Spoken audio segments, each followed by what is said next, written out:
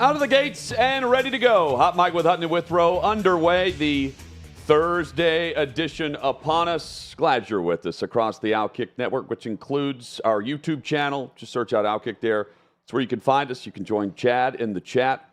And certainly, we hope you'll subscribe, hit that like button, and ring the bell. That way you're alerted every time we go live and any show across the network.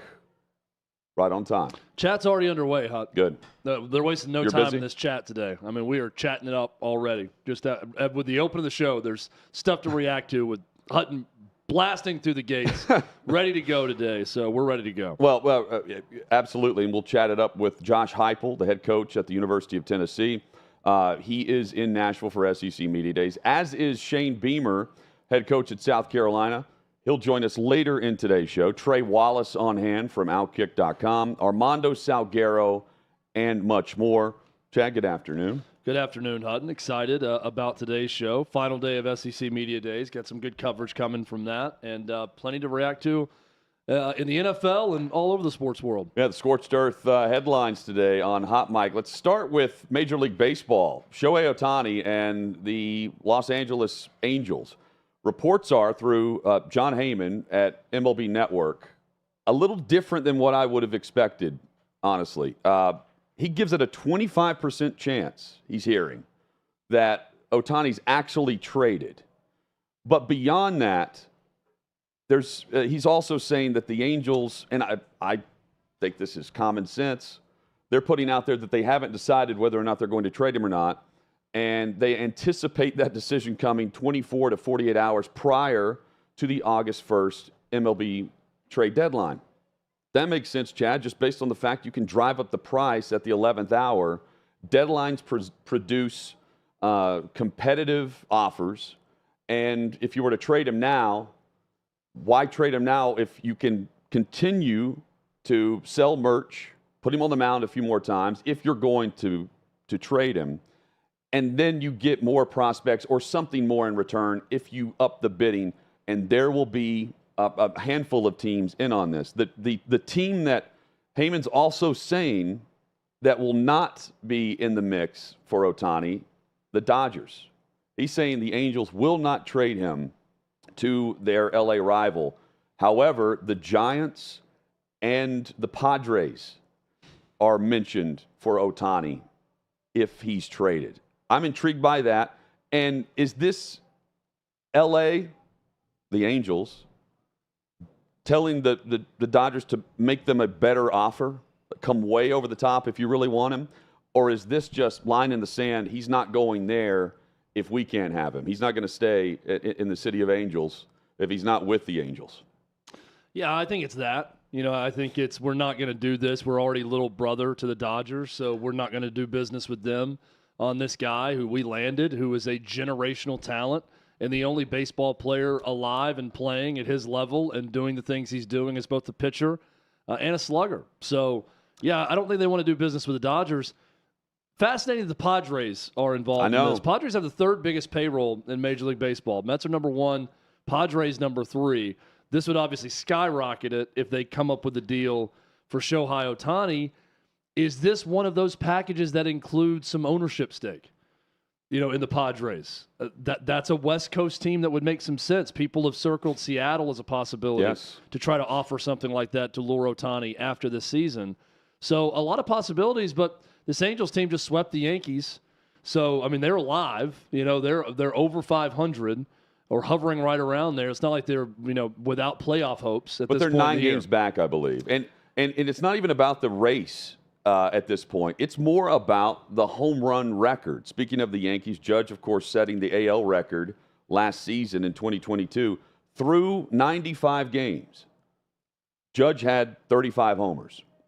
Ohtani has 35 homers through 95 games. Right on pace. And there's a line of thinking that also from the Angels, they're thinking, is Ohtani through the rest of this season chasing that record more valuable to us than the prospects we receive in any deal? I'm a believer that if you know the contract's expiring and you have a generational player, the best player on the planet, that's doing things we haven't seen in Major League Baseball history, and you're just going to let him walk for nothing. But they're saying, in speaking of Major League Baseball history, he's going to set Judge's record up to 63 in an Angels uniform.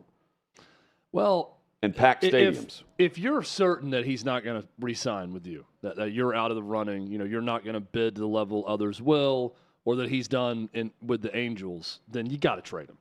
I mean, I would say even if they were a game out of first, I think that the smart move would be to trade him and get a lot back in return, right? If you know you're not going to get anything after the season, if he signs somewhere else, get what you can now. I understand the historic element of it.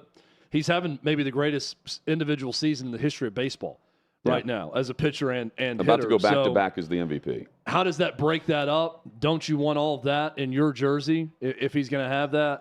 I see both sides, but if I'm the Angels, I'm dealing him because I don't think I'm re-signing him after the year. Yeah, and you wait till the very last moment and the best offer you have, which they're going to have great offers. Chad, earlier today, SEC Media Days wrapping up. What did you make of the coaches that took center stage today? Yeah, I think that they had some personality. Hats off. Kudos to Shane Beamer and to Lane Kiffin and to Josh Heupel, who I think each had their moments of actually answering a question honestly and showing a little bit of personality. Lane Kiffin had some funny moments. There was a guy that it was a reporter. It was really funny, who said he's told all the time that he looks like Lane Kiffin. So he asked Lane Kiffin, "What do you think? Do I look like you?" And Kiffin said, well, I get told I look like Daniel Tosh 0. So do you get Tosh 0 also? And then Kiffin said that his normal response when someone says, "Hey, are you Lane Kiffin?" is, "Hell no, I hate that guy," is what he says to anyone who's asked if he's Lane Kiffin or not, which was great. Josh Heupel was asked, what is the real UT with Texas coming in the conference next year? Okay. And he said there's only one UT and there's only one proper shade of orange, and it's ours that's already in the conference. That's a former Oklahoma quarterback taking a shot at Texas also. And Hutton. And a former Oklahoma quarterback who doesn't like Oklahoma all that much, right? Yeah, absolutely. Well, he was asked about that too, and he said it's not complicated at all. He said he, loves his time in Oklahoma, and there's no bad feelings, but I think there's some bad feelings. By the way, Tennessee goes to Oklahoma next year. First year they're in the conference, which they didn't make a mistake in that scheduling with the SEC office. But then Shane Beamer, who you're going to hear from on our show a little bit later, always has he's great. A good, positive personality and is going to say things. So I thought all three showed that, you can go to these things and show a little life and personality and answer questions, and it's not the end of the world. Well, and Lane Kiffin, pissed off for greatness when it comes to name, image, likeness, and regulations or the lack thereof in regards to guardrails that are not there but wanted. But he's taking full advantage of the open transfer portal, free agency across college football. And I'm fascinated about how he landed all the quarterbacks, not just one, all of them. Even though he entered and took advantage of the portal last year, too, at the position, and they're still there. Guys are still selected to go and potentially not just be the backup, but be the third-string QB for Kiffin at Ole Miss, who continues to complain about the rules for name, image, and likeness. I'd be interested because Kiffin even said, it's just cheating. It's cheating by a different name.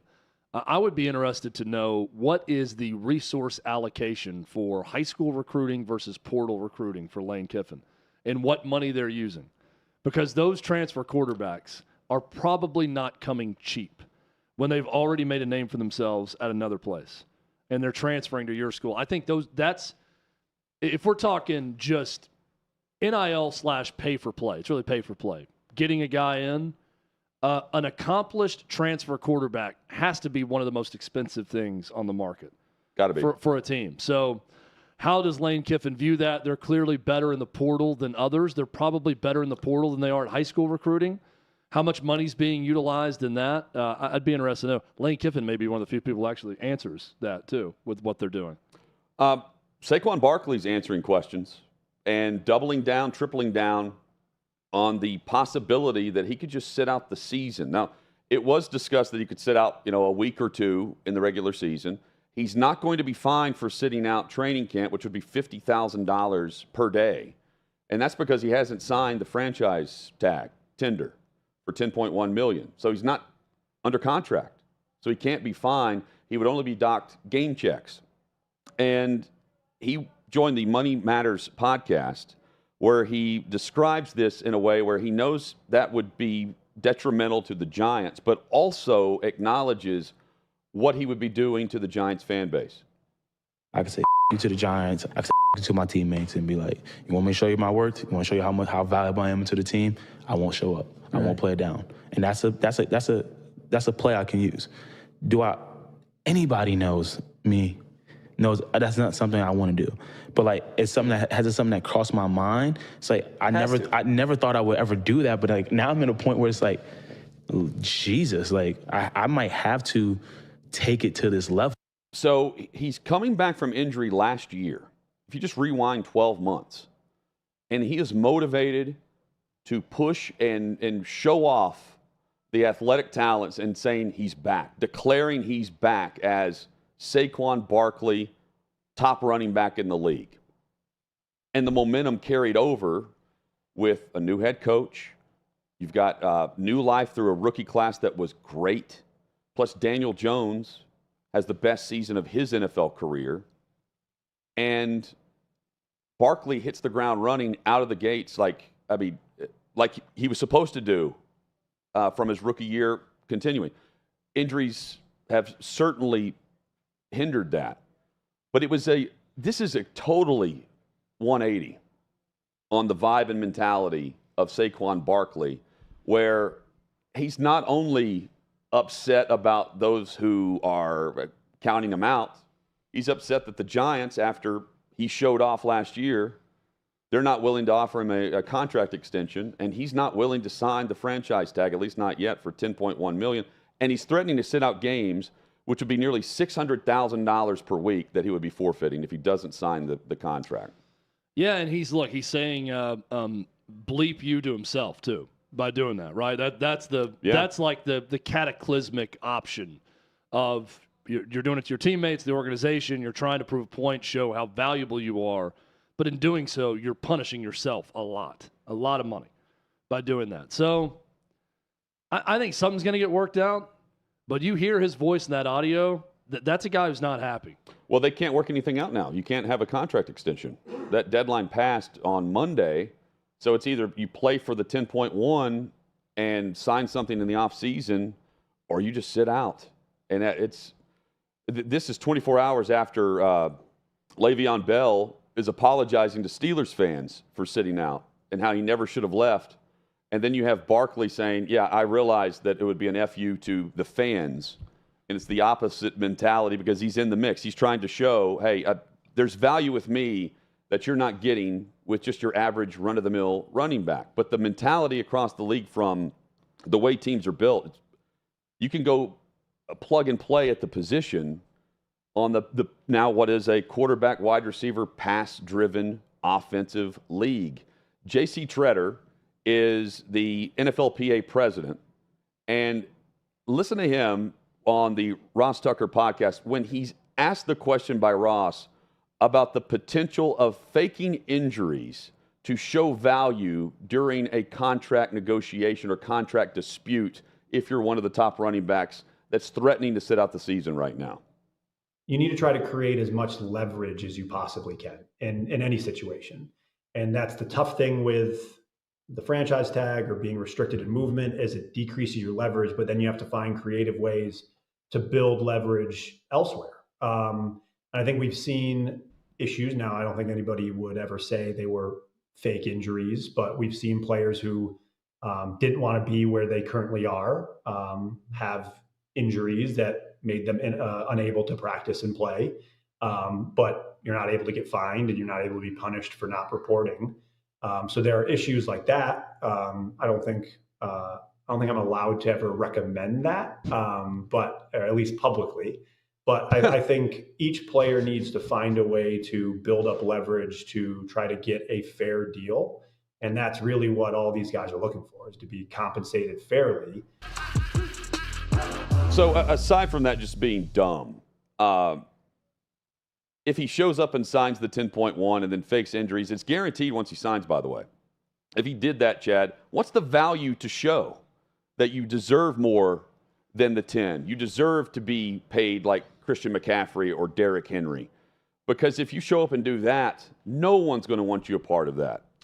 Yeah, I think in doing that, that's another sort of nuclear option that, you're just trying to prove a point to the team and you're screwing the team over. But then the Giants, by doing that to show them, prove the point of general managers across the coaches across the league that you could just put a guy in there. I don't think any random running back is Saquon Barkley, but I do think they can get production out of the backfield.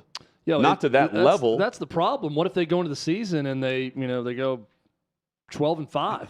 But you have to. Without him. Treader's saying he can't say that publicly. Yeah, he's saying it publicly, and he said I would never say it.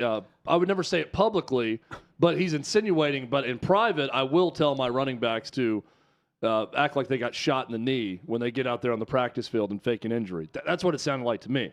That I may recommend that privately to gain some leverage. Yeah, it's just. That's not the way to go about it. It's ridiculous. And it sends the message that, no, we're not going to play for 10. Fake an injury, take your 10 that's fully guaranteed, and then go to free agency and do what the following year? Prove that you're not going to do that again? Yeah, not ideal. That's not helping your long-term value at all. To show your leverage, that's showing, based on his answer for Treader, they don't have leverage at the running back position. Coming up, Trey Wallace joins us, the latest from the SEC Media Days on this Thursday.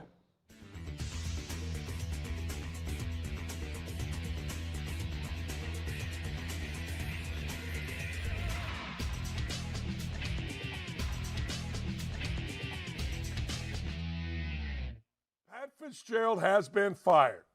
Pat Fitzgerald, the beleaguered, the weirdo, I guess, or his weird players, has been fired by Northwestern University, and the Northwestern children, the players, are not happy about it. They are not taking it well. Well, I ask you, Northwestern players. In fact, I just put out a video to Northwestern players that are mad, and they're mad because, well, the old coach got blank canned because, well, the players decided it was a good idea to get naked, do naked crawls, naked claps, naked soap up themselves in front of the shower and make players run through because the players of Northwestern really are perverted. I'll never understand it. Now, I got guys saying, well, Bobby Knight, you guys hazed just in a different way, yelling and screaming. Yeah, you're right. We did. Tough. You don't like it? So what?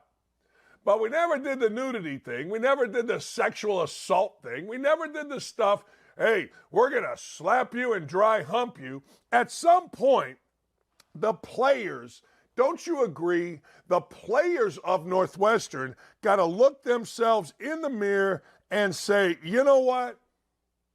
This is kind of on us. You know what? We caused a lot of this. You know what? We shouldn't have done that.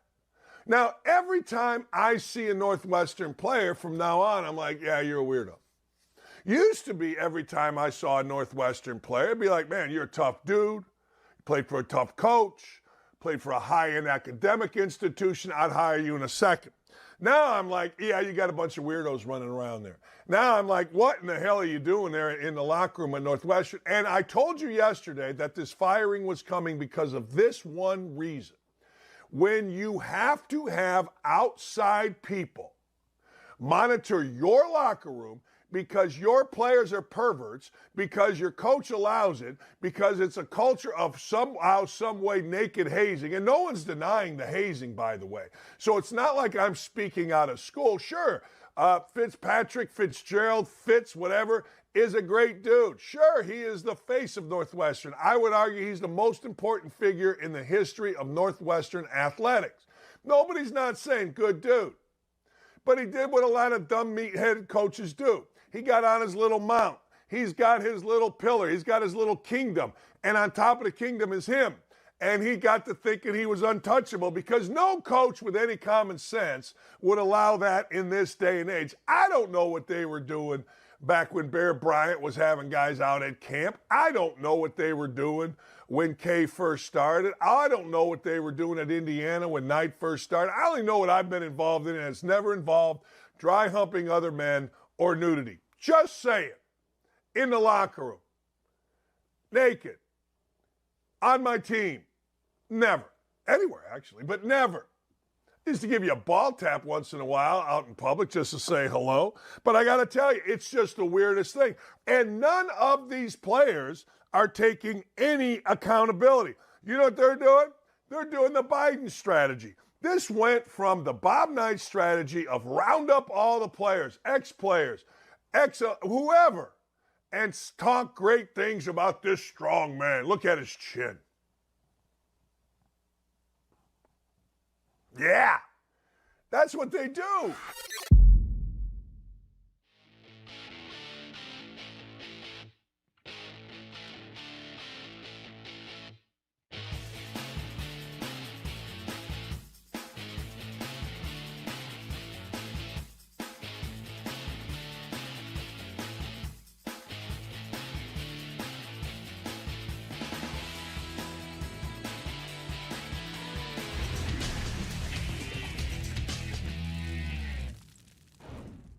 Tennessee head coach Josh Heupel will join us coming up in roughly 20 minutes or so. Hot Mike with Hutton and Withrow rolls on across the OutKick network. Trey Wallace joins us from OutKick.com. College football coverage straight from Trey. You can follow him on social at Trey Wallace _. Trey, the headlines earlier today, Lane Kiffin, he's scorching name, image, likeness, paired with wide open free agency in the open transfer portal. What did you make of Kiffin again sending the message that, hey, I'm taking advantage of the portal, but this is not the direction we need to be headed in? I tell you, I don't know what to think of his 2023 team because he's barely talked about that over the last 5 months. It's been about NIL and Congress and whatnot. And look, I guess that comes with the questions that he got today, and I completely understand. Everybody knew that he was going to talk about NIL, but he did. He went scorched earth on him. And free agency is the term he used a lot. The end of college football recruiting, talking about how it's a disaster. And look, here's the thing, too, and I wrote something about this. I don't disagree with him. I think that the portal, I think that, graduate transfers, we're in a different era now when it comes to NIL. So when you take a look at what he says, it feels like he's the only guy this week that actually spoke the truth about NIL. I mean, these other coaches are thinking it, but I think that's just the way Lane is. I mean, this goes back to conversations I've had, you guys have had, with Lane about the state of college football. And one thing that kind of stood out to me is, he was talking about there's 3 pillars now of NIL and recruitment. It's high school. It's the transfer portal in itself, and if you've already burnt that 1 year, it's being a graduate transfer. So it turns into 3 different opportunities to make money. And I just think that he is so – I don't think he's frustrated. I think he's just calling it like he sees it when it comes to this nowadays, that there is no hold anymore on NIL. We have gotten to a point now where there's no way – you're going to be able to stop this unless Congress gets involved, and I don't see Congress getting involved anytime soon. So he used his platform to discuss it. And look, he didn't back down either, guys, from the fact that his class, his recruiting class, players on his roster, they're benefiting from NIL. So he's going to use the rules as they come and see it, but at the same time, he's going to be realistic about it. Well, and he also acknowledged, we haven't talked a lot about this upcoming 2023 season, but he did say the end of the 2022 season with that losing streak, he said, I should have done a better job of keeping the team together. And that was with all the Auburn speculation swirling and everything else. I appreciate the honesty, but Trey, it's easy to look at that and say, yeah, probably should have done a better job of keeping the team together. Well, that's the biggest thing, too, is when the rumors started going around, he had said in his mind, and he kept saying that, and talking with Lane about this, he wanted to let him know after the Egg Bowl. But what it really did was it just became a distraction. He should have talked about it earlier. Because there was flirtations with Auburn. There was a chance he was going to be the Auburn head coach. But at the end of the day, he decided to stay at Ole Miss. And I think that, look, it burnt him at the end of the season. It burnt the team. It got him, and I respect him for coming out and saying it because a lot of people wouldn't, and we know that. But looking at the situation that he's in right now in Oxford and with Ole Miss, he's got a chance to win 9 games again this year and not see maybe 10 games and not see a fall off like we saw last season towards the end, because there were a couple games they should have won last year and they didn't. So mad respect for saying the way that he said it and not running away from it. But at the same time, looking back on it, you should have known then. You should have told your players then. Maybe it wouldn't have been that big of a distraction. I get the sense that that Greg Sankey has tried to tone down the Lane train a bit in regards to certain topics or going all in on certain issues, because he will stop himself now and mention something that Sankey told the coaches and say, I'm not going to do this, but I would love to. And he kind of cuts it off there. Do you get that same vibe? And how do you think Kiffin decides when and when not to do and follow Sankey's advice? I think the biggest thing that stood out to me, and this is going to correlate, so just give me a second here with it. When he was in the electronic media room, he talked about how he uses Twitter nowadays. And he talked about how, being more mature, he can say things on social media that won't get him in trouble, or if he has to, doesn't have to go to the SID and get approval for a retweet or a like or a tweet that he might put out about a opposing coach. I look at it the same way when it comes to Greg Sankey and whatnot. I think he's learned a lot from Greg Sankey. I think that we've watched him grow up as a coach and as a man, and I think that there are certain times that, yes, he crosses that line. Like he's on that line of, okay, we're going a little bit too far and just enough information. And I think that, there at times Greg Sankey has pulled him back and said, hey, look, we can't go this far in depth on some of these topics. Like some of this has got to stay in-house. And Lane, look, you guys know this. I know this. Lane, once he gets going, it's hard to stop him when it comes to talking and just letting it all out and trying to explain things to you. I appreciate that about him. I don't know about other people. But you look at Greg Sankey, I can see where there has been some hesitation when it comes to him in public speaking, because he will lay out the truth. He's not scared anymore. Like, that's the biggest thing. He feels like another thing too, he has earned the right, in my opinion, to be able to say some of this stuff now. Okay, I think he's grown up since FAU, since Alabama, where he was the OC. He's now won at Ole Miss. Hasn't won a championship, but he's won at Ole Miss. He's proved he can win in the SEC with some games. He's, got to take care of Alabama, a few of it. Well, but he's getting there. And I think the biggest thing right now is that the more he grows wiser in this situation, in this conference, the more leeway he's going to get from Greg Sankey. But, you have to imagine Greg is sitting around at night, if he's looking on social media and whatnot, he's got Lane Kiffin like on alert. So when Lane tweets, Greg sees it. And I'm sure, some of the time it's probably an eye roll. Another time, maybe it's a phone call or two. And I'm looking right now, Lane Kiffin just retweeted an OutKick story, I believe, that you probably wrote, Trey, that's an hour ago. Did he really? That he seems about right. Yeah. It said the headline is college football has become a professional sport, so Lane Kiffin used LeBron James and Tom Brady to drive it home at SEC Media Days, and Lane Kiffin retweeted and mentioned at King James and at Tom Brady with the story. Wanted to get their response. He knows what he's doing. He does. Like, he knows what he's doing. Trey, I think... And it's smart. Yeah, I think two guys that also seemingly know what they're doing right now, and two guys that had a little extra pep in their step and a little swagger walking around SEC Media Days based on last season were both Shane Beamer and Josh Heupel.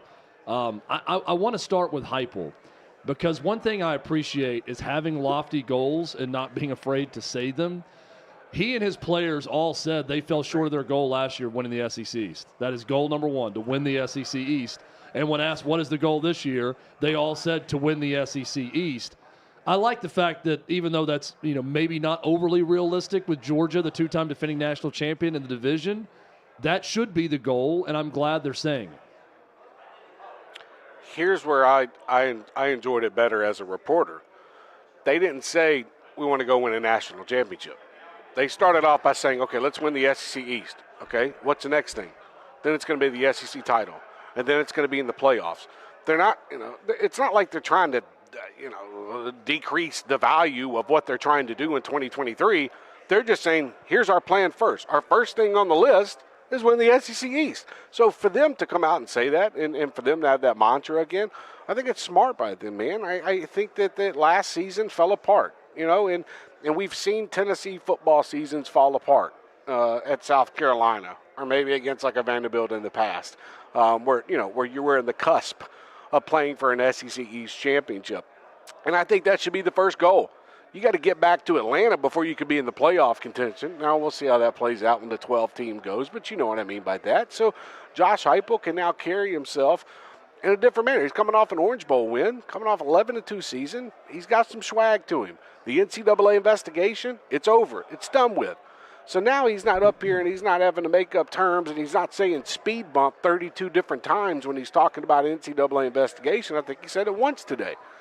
Overall, the message with the team and Joe Milton, and I was talking with him earlier just for a brief second, is their goal is to make up for what they didn't accomplish last year. And it's a different team, and he gets that. Everybody gets that. It's a different group of guys, but there's still some work left to be done, and the first thing is the SEC East. So I agree with you. It's good to hear these guys kind of say stuff like that, and we'll see if it comes to fruition. Georgia's tough, but Tennessee gets them at home. Anything can happen this year. And, as for Shane Beamer just oozes confidence. That's just who he is. After spending some time with him in the spring, he's very genuine.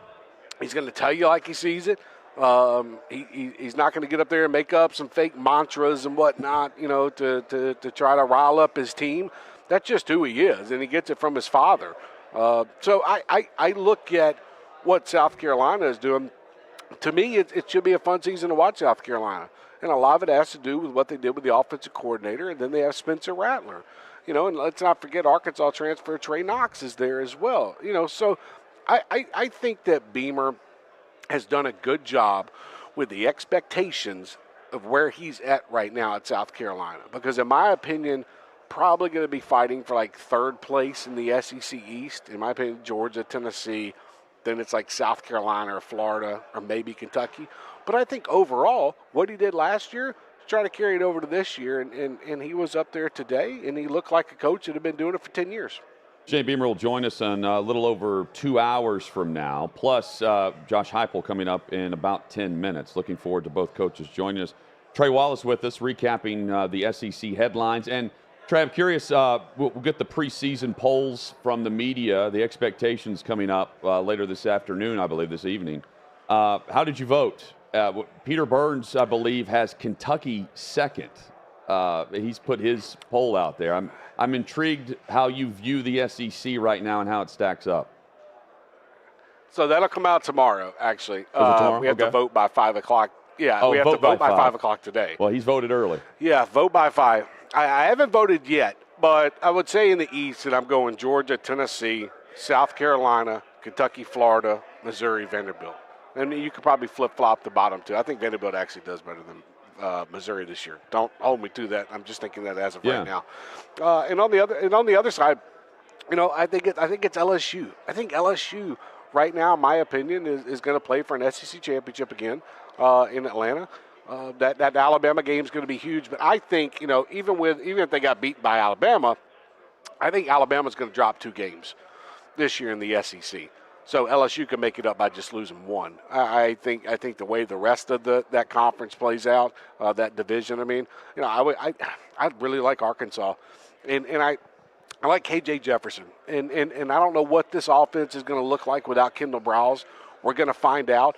But when you got a running back like Rock Sanders, when you got KJ Jefferson there, I really like what Sam Pittman can do this year. So that would be my 3. But it's going to be loaded. Look at the quarterback situation, guys. You got Will Rogers at Mississippi State. You got Jackson Dart at Ole Miss. I could keep going on and on with what this conference has, and even the new guys too that we don't know yet, like a Devin Leary at Kentucky. Yeah, we've seen him at NC State, but how's his shoulder coming off last year? So there's a lot of different optics out there.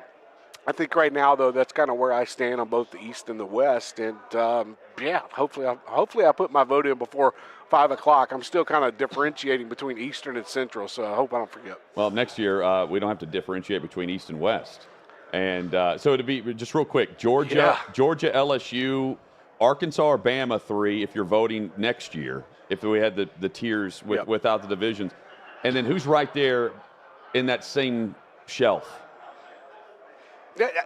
That's a really good question, and I think I think Georgia, Alabama, and LSU have kind of set themselves up. Yes, especially LSU. I think LSU. We were all wondering who that next team was that was going to join Georgia and Alabama.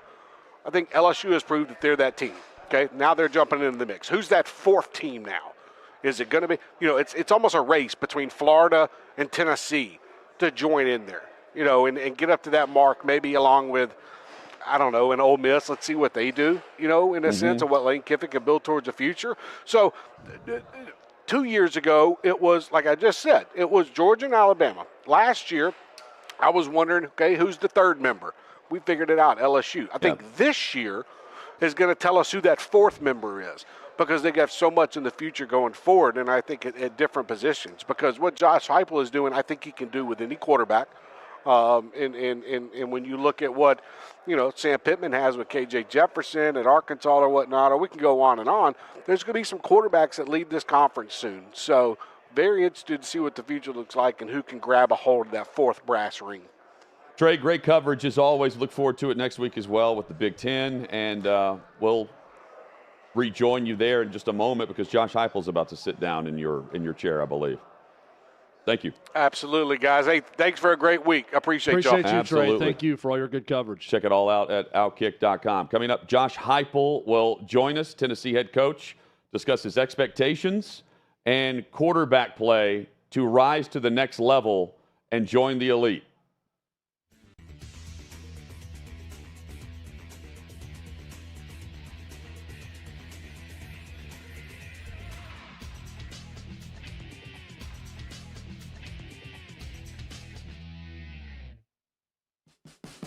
What you're experiencing is the bold taste of a Southern legend. Old Smoky Moonshine and Whiskey, authentic Tennessee mountain-style spirits.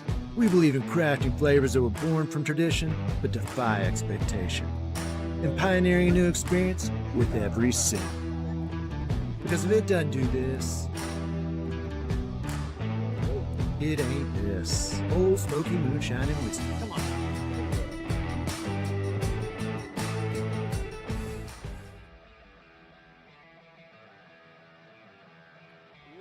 Welcome into OutKick the show. I am Clay Travis, your fearless leader. I am going to continue to argue that sports is one of the great unifying forces in all of American life.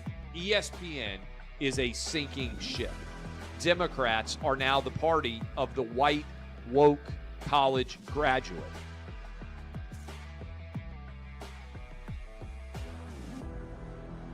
We live in a land of participation trophies. You gotta lean into the turns.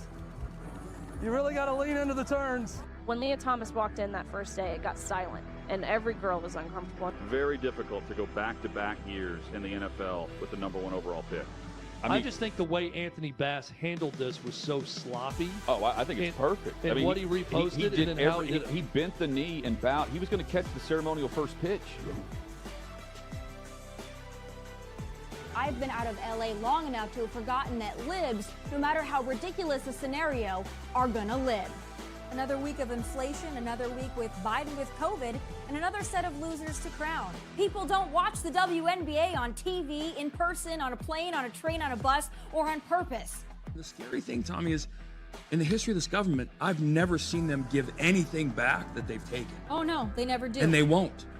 When you're behind closed doors, when you're talking to plant managers, when you're having meetings, when you're with the team, was there an acknowledgement of any of this, an acknowledgement of the situation, the boycott, and then the doubling down about moving away from the fratty image?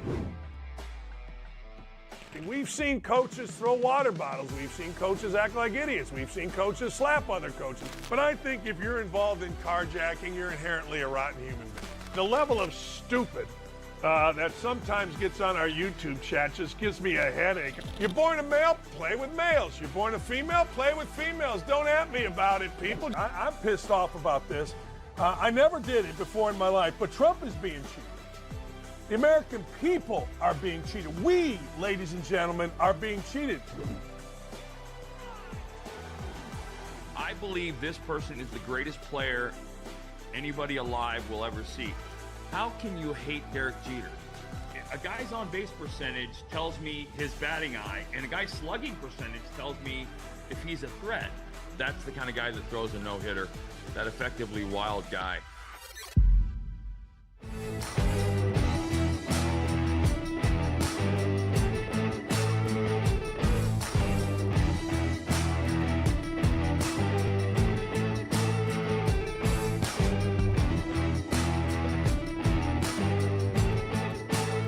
Old Smoky Moonshine and Whiskey. Bold taste of a Southern legend.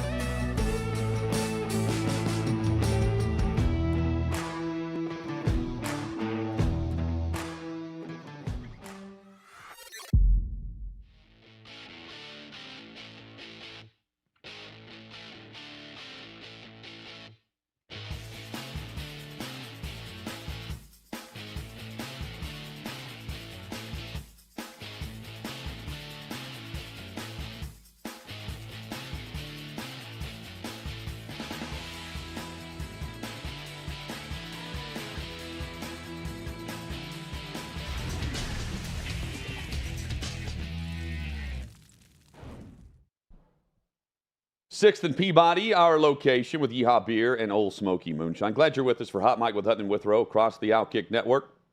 SEC Media Days, final day today here in Music City. Plenty of star power from the coaches. Of course, Greg Sankey answering all things name, image, likeness. And, you know, Chad, there's an art to answering a question but not trying to say very much. I feel like our next guest does a very good job at that, and I'm guessing it's almost a game to him. But he's always been great with us. Josh Heupel joins us, Tennessee head coach. Hype, good to see you, man. Hope things are well. Great to be on with you guys. Was that last statement a dig or a compliment? No. I've heard stories like, figure it out. Hey, no, it's not a dig. I actually I get a kick out of it because I've heard stories about how you would go by in a press conference at previous stops and tell reporters, good luck writing anything off of what you were just told there. Is that a goal of yours? It's not that bad. It's not that bad. Come on, man. Hey, I don't need any lightning bolts coming out of media days. You know what I mean? But it's been a great day. Had a lot of fun with these guys. We always enjoy the chats with you as well. How'd you tell your team there wasn't going to be a bowl ban? Yeah, it's the process is a little bit different than I would have thought of, and I guarantee every American out there. I found out the night before that we were getting the letter the following day. So we're in the middle of summer. We got some staff that's in, but a lot of it was out. I was actually out. Told the staff we're going to have a Zoom tomorrow at 10 o'clock. Told the team that we'd have a team meeting. I didn't know what the decision actually was. We didn't find out until an hour before it went public to the AP. And that's crazy. So you're hoping that night that it is really, right? And they let you sleep on it. It's not like you get forewarning.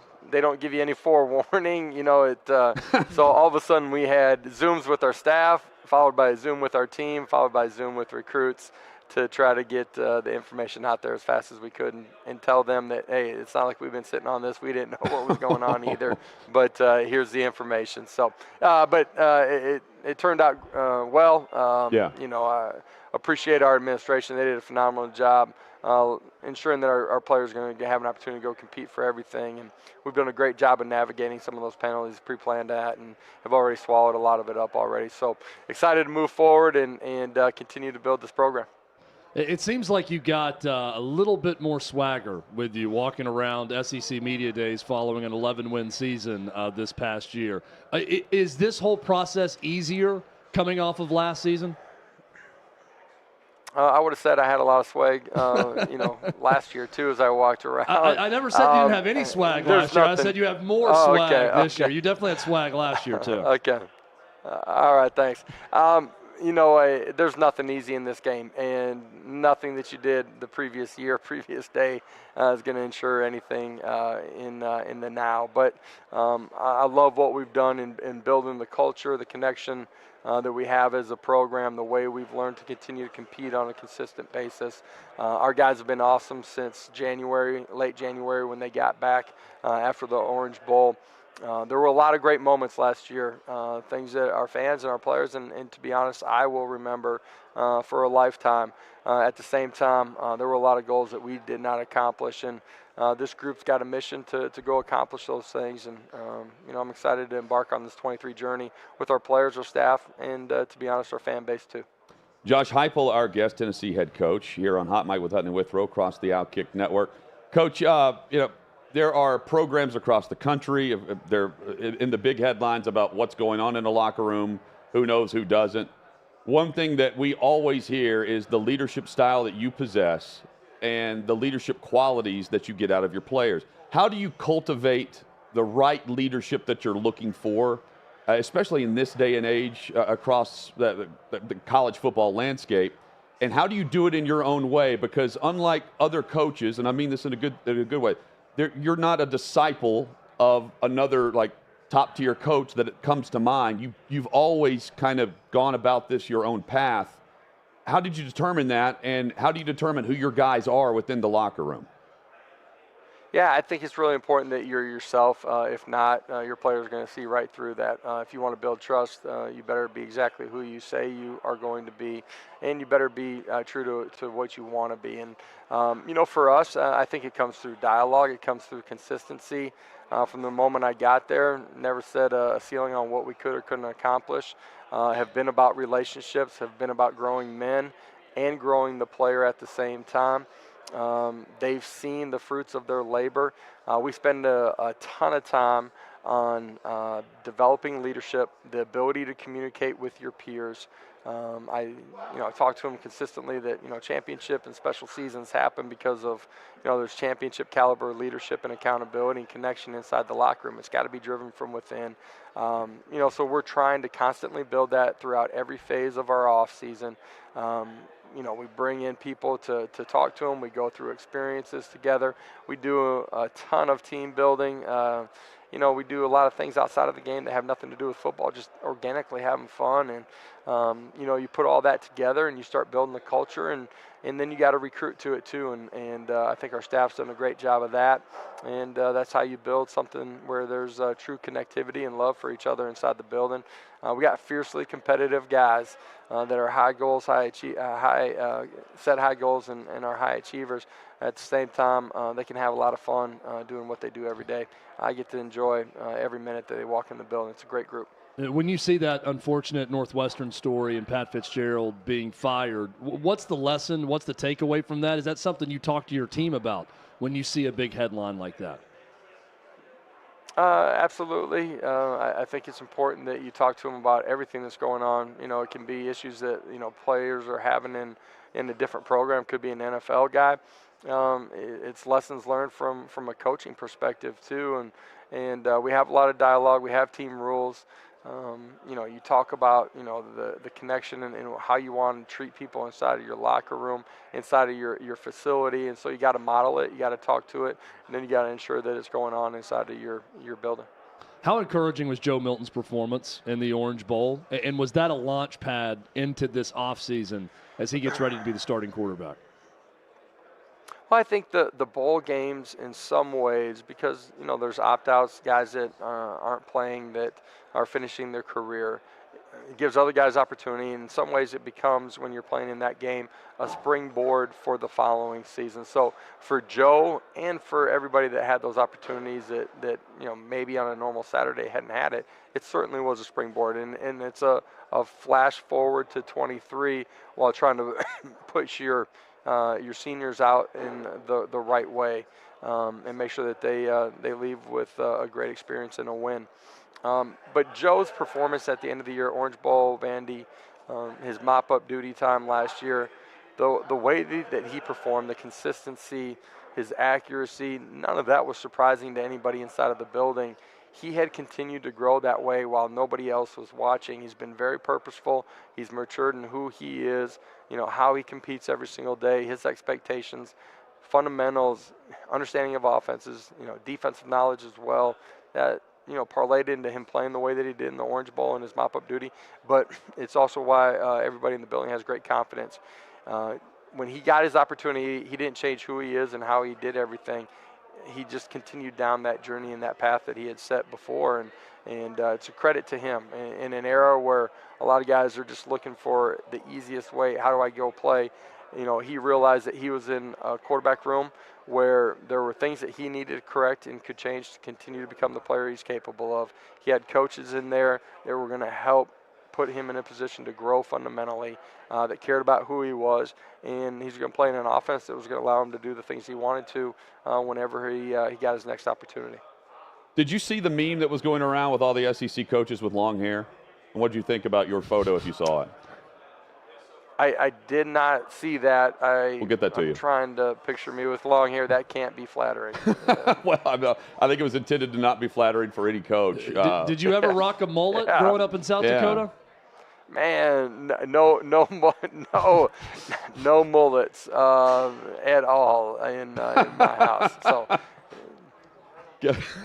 he doesn't like the mullet question at all there. Well, I could never rock them. I could never rock that and make it work. You know, for some guys it works, and not for me. So I know you're extremely competitive. I'm assuming I know the answer to this. You think more about the Alabama win or the South Carolina loss? No, definitely South Carolina loss. Have to, yeah. But I think it's part of being a competitor, and absolutely. But a lot of great moments from last year. Man, a lot of things that we got to continue to improve upon. So we got to keep pushing. We're eager to watch. Thank you, Coach, for taking the time to join us. Enjoy the car wash there as much as you can, and we'll catch up soon. I appreciate it. Always great being on with you guys. Yeah, there's Coach Josh Heupel, College Football Hall of Fame finalist. See, I like to envision Josh Heupel now setting down the headset and immediately Googling the meme you talked about of SEC coaches with long hair so he can check it out and see what he looks like. It's probably not doing that, but that's the way I like to envision this thing. I mean, maybe get Haley to chime in on this too, but and I'm going to send this over, the coaches – you've got, I think they've nailed kind of the style of what the coach would have, even down to like the hairline and things. But Heupel will not like this at all whenever he sees it. I'm sending it to David to show him right now. I can't wait to judge these. This is going to be amazing. The mullet really has made a comeback.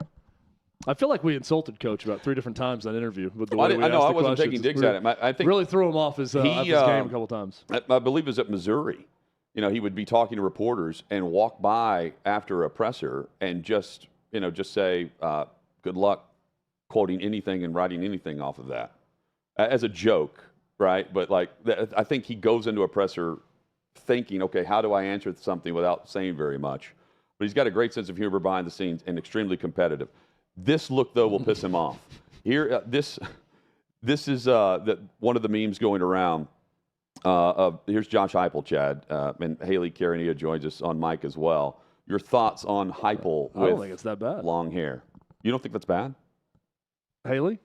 Honestly, I think it shaves some years off of him. Yeah, I honestly am surprised. I didn't think it was that bad. He kind of looks like he's like in a 90s grunge band. With that style hair? It's kind of rock and roll. Yeah, if it wasn't the coach's polo with those stripes, if he was wearing a sweater, I would think he's like coming out of a coffee shop in Seattle in 1992. He had little confidence with not being able to rock a mullet. I've seen him with long hair now, and I think he needs to up the confidence game a little bit. Yeah, it's time for him to embrace the fact that he is a mullet guy. He grew up in South Dakota. I'm sure that you were around mullets. I mean... Mullets are back, too. That's not me. I grew up in Tennessee. I was certainly around mullets my entire life. I can vouch. In their background, like his response to that was almost like, no, I wouldn't sport a mullet, and no, I wouldn't recruit a kid with one. How dare you? How dare you insinuate that I would ever wear my hair in a mullet? But then he clarified. He said, yeah, I just can't do it. I wouldn't be able to rock it. Shane Beamer is the real winner of everything. He's got Heupel is thinking about that loss, and he's also beating Heupel in the long hair aspect too. Chad, Shane Beamer's a good-looking man. Beamer is so this isn't surprising that he has any better long hairstyle. hair. I think the worst would be Probably Saban is pretty bad. And Lane Kiffin, I feel like they just took a photo of Lane Kiffin from when he was actually, going without a haircut for like 6 weeks. Lane Kiffin, months. I saw him. I was in the bathroom, and Lane Kiffin walked in right next to me today at SEC Media Days, and he's rocking long hair now. He's got like long blonde hair. It kind of curls around in front, so it's a little bit longer right now. Then there's Kirby Smart, who looks like he's going back in time to like the 70s. It was just awesome. Last night was awesome with Clay's party here. Yeah, great time. Thanks to everybody who came out for the party. Parmalee was awesome. Commissioner Sankey, fantastic. He stopped by. Billy Lucci, Barrett Salee, Ross Dellinger. Yeah, Jim Nagy. We're not going to get to everyone that was there, but we thank all of you. It was a lot of fun. Old Smoky and Yeehaw crushed it as well. Coming up, headlines including the discussion of a primetime draw in the Pac-12 that they're not going to be able to use next week. That's next on Hot Mic.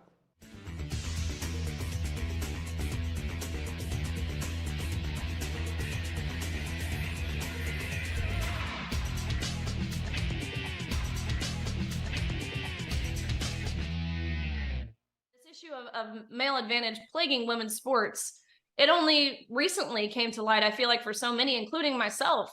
I was really only became aware of this when I was slapped across the face with it in regards to Leah Thomas. But as you alluded to, this is something that you had experience of. You were well ahead of your time. I mean, 43 years ago, you saw this. And so would you be able to touch on what that experience looked like competing against the East Germans? And we would have East German athletes turning up to things like, even like the Olympics, and we'd never, ever seen them before. And they would literally arrive and smash world records. They looked and sounded like, very masculine. They had deep voices, very large Adam apple, bad skin, through no fault of their own. I've never had a problem with these individuals. They were pawns of a horrible system. The people I have a big problem with is the IOC. And they allowed this to happen for 20 years. They even had East German doctors sitting on international doping panels. So every time we came up with a way to try and catch them, they would find a way to avoid being caught. And this was allowed to go on for 2 decades. So imagine the number of females that missed out. However, those females only missed out at international competitions, and they predominantly missed out in swimming, track and field, and rowing. What we've got now is 10 times worse, because this is happening across every single sport, at every single level, in every single country. So I've been pushing very hard to say, right, we need to have a female classification, however that looks. Me, ideally, I'd love to bring back sex tests.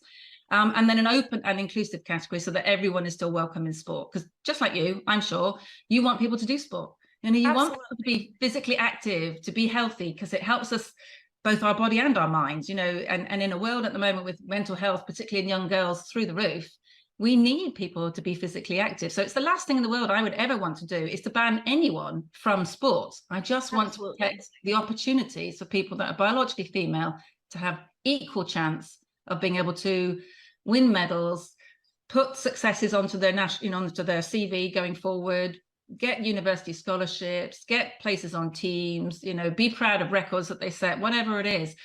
Females are worthy of equal opportunity. We are not second-class citizens, and I'm not prepared to sit back and pretend that we are. So, amen. Oh my gosh, it's so true. There is no compromise for women. There is nothing that we should have to give up to ensure that trans athletes can compete. But that being said, trans athletes shouldn't be banned from sports. Of course not. And that's something that we see in the States a lot, especially in regards to state legislature being pushed. The opposition, they always say this is an anti-trans bill that bans trans athletes from competing.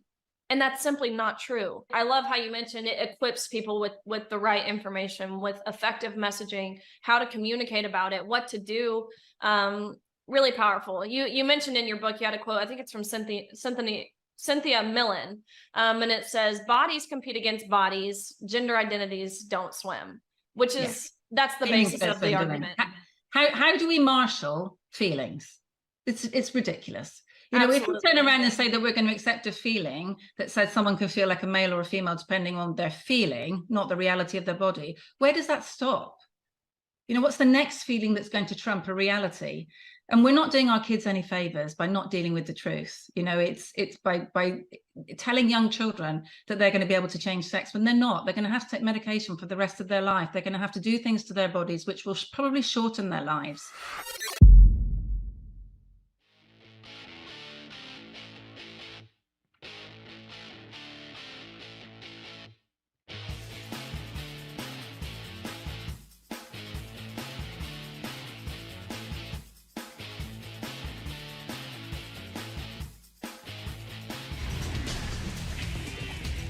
Just like that, the second hour is here. Hot Mike with Hutton and Withrow across the OutKick Network. Glad you're with us on this Thursday afternoon, wherever you may be watching or listening.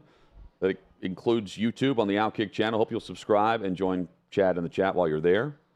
Pound the like button and ring that bell. That way you're alerted anytime any show goes live, and you can check out all the great on-demand content there as well. And thank you for tuning in to this great radio partner. Today. We talk a lot of football throughout the first hour. We've got Shane Beamer, head coach of the South Carolina Gamecocks, coming up in a little over an hour from now. In 20 minutes, Armando Salguero will join us with the latest across the National Football League, including Saquon Barkley. Chad, I don't know if the Pac-12 can catch a break. They need some momentum. They need some chatter, discussion. They need a headline. Deion Sanders has been the headline. Primetime has been a massive hit at Colorado. He's not going to be available for Pac-12 Media Day because he's having surgery on his foot due to that blood clot. So he's going to miss Media Day. And I'm seeing this thing. Deion is going to hold his own Media Day, but they're not going to announce a new TV partner or a new media contract. They've already said. And now primetime's not there. Is this going to be attended or not? I mean, I'm half joking, but when I heard this news, I thought, why have Pac-12 Media Days if Deion Sanders isn't there? He is the draw. He's what everyone wants to see and hear. Well, Andy Staples said he was planning on going until he found out they weren't going to announce the media rights deal that had been reported that was close. And you would think you would do that when all the media is gathering and unveil it there. But they're not doing that. It'll be, what, August or beyond, I believe, is what the report is? Yeah, I mean, you know, Lincoln Riley in the last Pac-12, season, I guess, is a good draw for this. But, I mean, I saw that he wasn't going to be there. I'm thinking, why would anyone attend Pac-12 Media Days if it's not going to be Deion Sanders being a part of it? San Diego State will not attend the Pac-12 as a member institution anytime soon. The next 2 years at least, they're in the Mountain West. They get out of that contract, cost them roughly $34 million to the program. Although they told players, according to guys currently on the roster, that a year ago they were told, they get ready, we're going to be joining the Pac-12. And as a month ago, they thought, this is a foregone conclusion. They played their card, they gambled, they were waiting out the Mountain West, and they tried to get the invitation from the Pac-12, except Colorado didn't jump to the Big 12, and there wasn't a spot for the invitation at the end of it. I wonder how much they overpromised in recruiting about a move to Pac-12. When I first saw this, I'm thinking, I bet this is a selling point on the road in recruiting. Hey, come to San Diego State. We're not going to be in the Mountain West for long. We're about to make the move to the Pac-12. Or don't transfer yet. Then you're going to be a part of that. Yeah, stay another year because then you might be playing in the Pac-12. Instead of transferring to this Pac-12 program, just stay here at San Diego State, and you will be in a Pac-12 program. So I saw this and immediately wondered how much they're selling that in recruiting, the lure of being in a Power 5 conference. Kenny Dillingham's the new coach at Arizona State. You mentioned recruiting and selling and pitching players. Here's his answer on the percentage of recruiting that just simply comes down to money. Oh, NIL is 80% of recruiting, 75% of recruiting. So to think that it's not is naive, but the way you do it is different. Like, I hope the players that choose to come here get paid the maximum amount of money they could ever get paid, more than anybody in the country. That's what I hope. I hope I do such a good job that businesses flock to pay our players more than anybody in the country because we have a valley behind it. And if you don't think that your one business can make a difference, you're false. It's not true. Your one business supporting one player, reaching out to one player on Twitter and saying, we're going to pay you blank amount of money a month to do this, is critical. It's huge. You don't understand because there's so many businesses. So everybody's important there, and that's the activating the Valley piece. But it is, NIL is essential, but I don't want a kid. I want to reward our guys who are here. I want people to get NIL who wanted to be here. Not getting a kid here illegally, by the way. You can't actually do that in NCAA rules, to entice them with NIL. I want the Valley to support the people who choose to be here at such a high rate that it gets out that, man, Coach, they never talk about it, but golly, that kid over there, he's making blank amount. Look at him. He's everywhere. This kid over here, he's making blank amount. They're starting quarterbacks making blank. Their linebackers are making blank. Everybody on their team makes blank because one big company paid $1 million to pay all their players to do 4 events for them because they wanted the events. That's how I want NIL. I want the city to wrap around this team and use this team. You have a charity and you want your kid, you want a mentorship program. There's a company, MVP Foundation, that's going to get behind our players, and they're going to start getting our athletes and paying our athletes to be mentors for inner city youth. That's what it's for. That's what I want people to think about Arizona State, is help our players, utilize our players to activate the community, help everybody, and then the recruits will see it. They'll see what we're doing, and they'll want to be a part of it, and we'll never even have to discuss it. I can focus on actually helping them be successful in life. I love everything Dillingham is saying there. Chad, this as he's talking, I'm thinking there are programs that are so far behind at this point they don't really have a chance to catch up without the major donor that is all of a sudden just going to give a crap. Who hasn't, right? And if you didn't jump in and just acknowledge that name, image, likeness, and the free-for-all was wide open because the NCAA took a step back and had no leadership, if you didn't acknowledge that as a program, as a university, as a department for athletics on your campus at the time in 2021, you're really behind across the country in competing with what he's talking about. And then, aside from all that, state legislation, state-by-state guidance, instead of a governing body actually coming up with guardrails and an overriding rule book to follow. That's another issue that you also have to battle that is totally out of their hands. It's a never-ending cause in recruitment that a program like Arizona State, at least to me, isn't going to be able to keep up with if a player's offered more to go elsewhere. I don't know if you can just continue to pay that guy more at the Sun Devils program. I liked everything he had to say. I also loved how he said it. This guy, just watching that video, is going to quickly become one of the more entertaining coaches in all of college football. A very young guy. Had a little bit of Andrew Luck to his voice. A little bit. Also into the speech pattern of how he was talking. Book club. I'm really interested in the Activate the Valley piece that he mentioned. That's our Activate the Valley piece that we've talked about. I'd like to know exactly what that is. It's got to be their fundraising campaign. I don't buy that this is true for all programs. It may be true for Arizona State. There may be a lot of guys Arizona State's looking at, and 75 to 80% for them, it comes down to money. I do think that it's a lower percentage at the bigger, better programs. And what I mean by that is not that they're not getting paid in NIL in some way. I mean that it's all kind of equal at a certain level. And they really are looking at what's best for them, whether it be close to home, whether it be a coach, whether it be an offensive or defensive system. I still think that matters.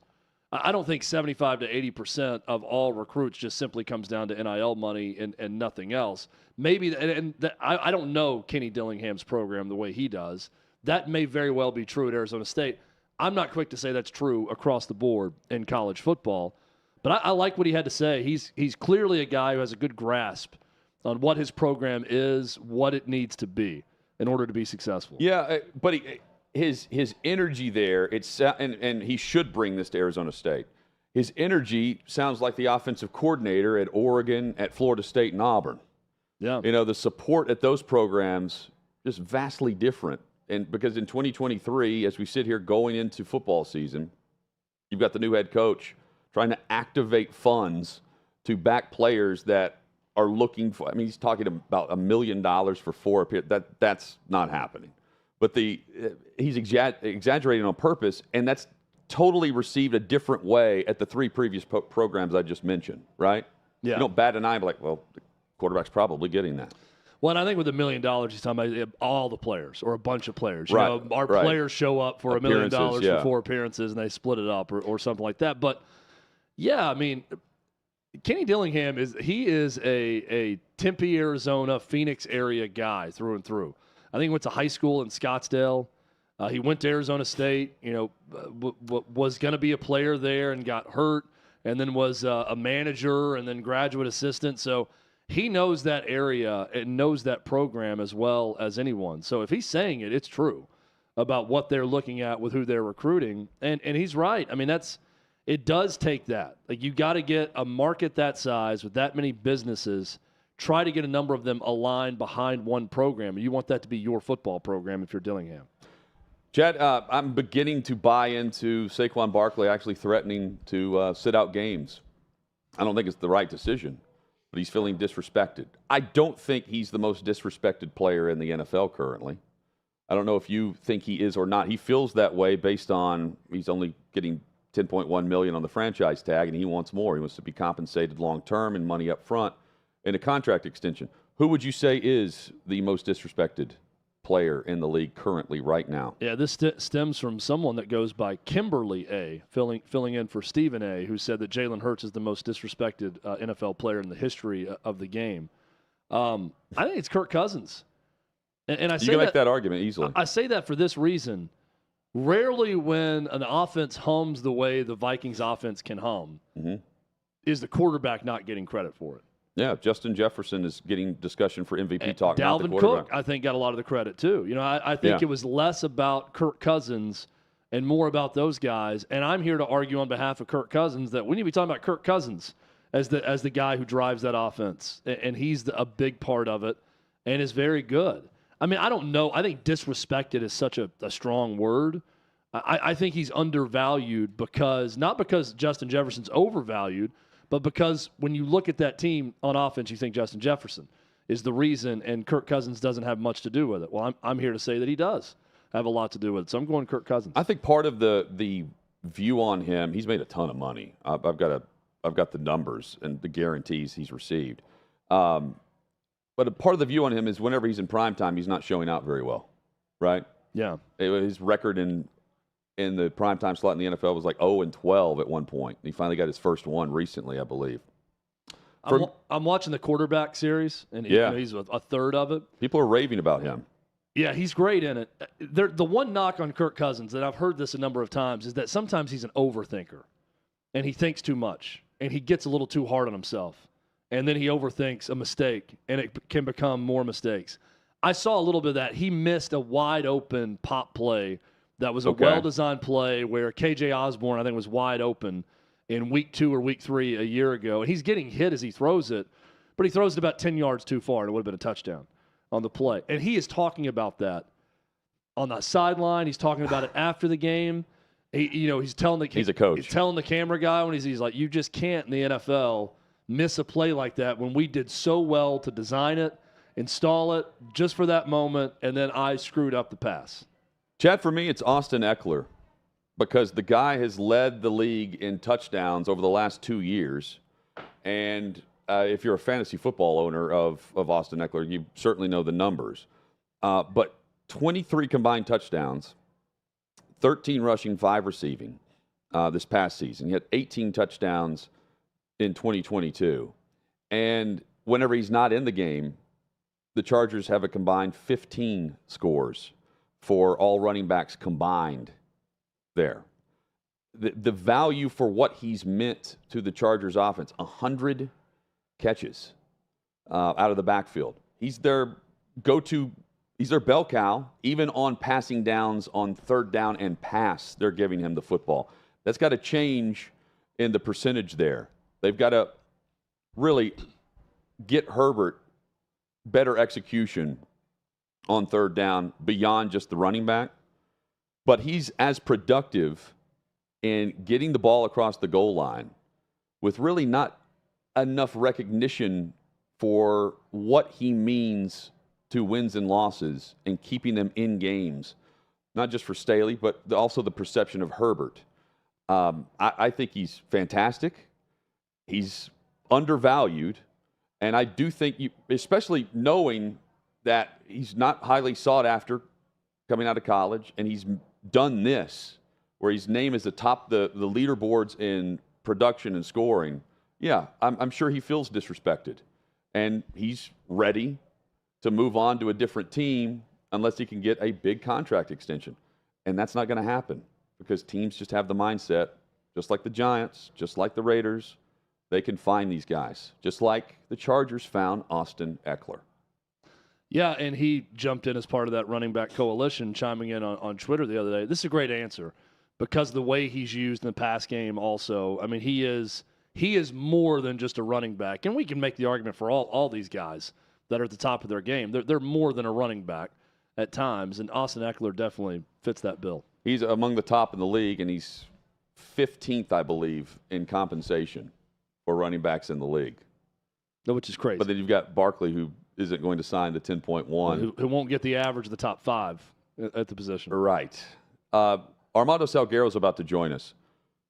Barkley is saying, yeah, look, I know that I've got the only leverage play is to sit out games. He's not going to get fined to sit out training camp practices. And he's insinuating he also knows what it would mean to the fan base and the crushing blow it would mean to that offense. The Giants have a ton of momentum. They're bringing him back on the tag for a reason, and he's threatening to sit out regular season games, which would, on a 10.1 guaranteed deal, cost him over $590,000 per game on a weekly compensation that he would forfeit, and he's willing to do so. Le'Veon Bell needs to do more than just apologize to the Steelers. He needs to pick up the phone and tell Eckler and anyone, Barkley, not to do this. We'll lead with Salguero next.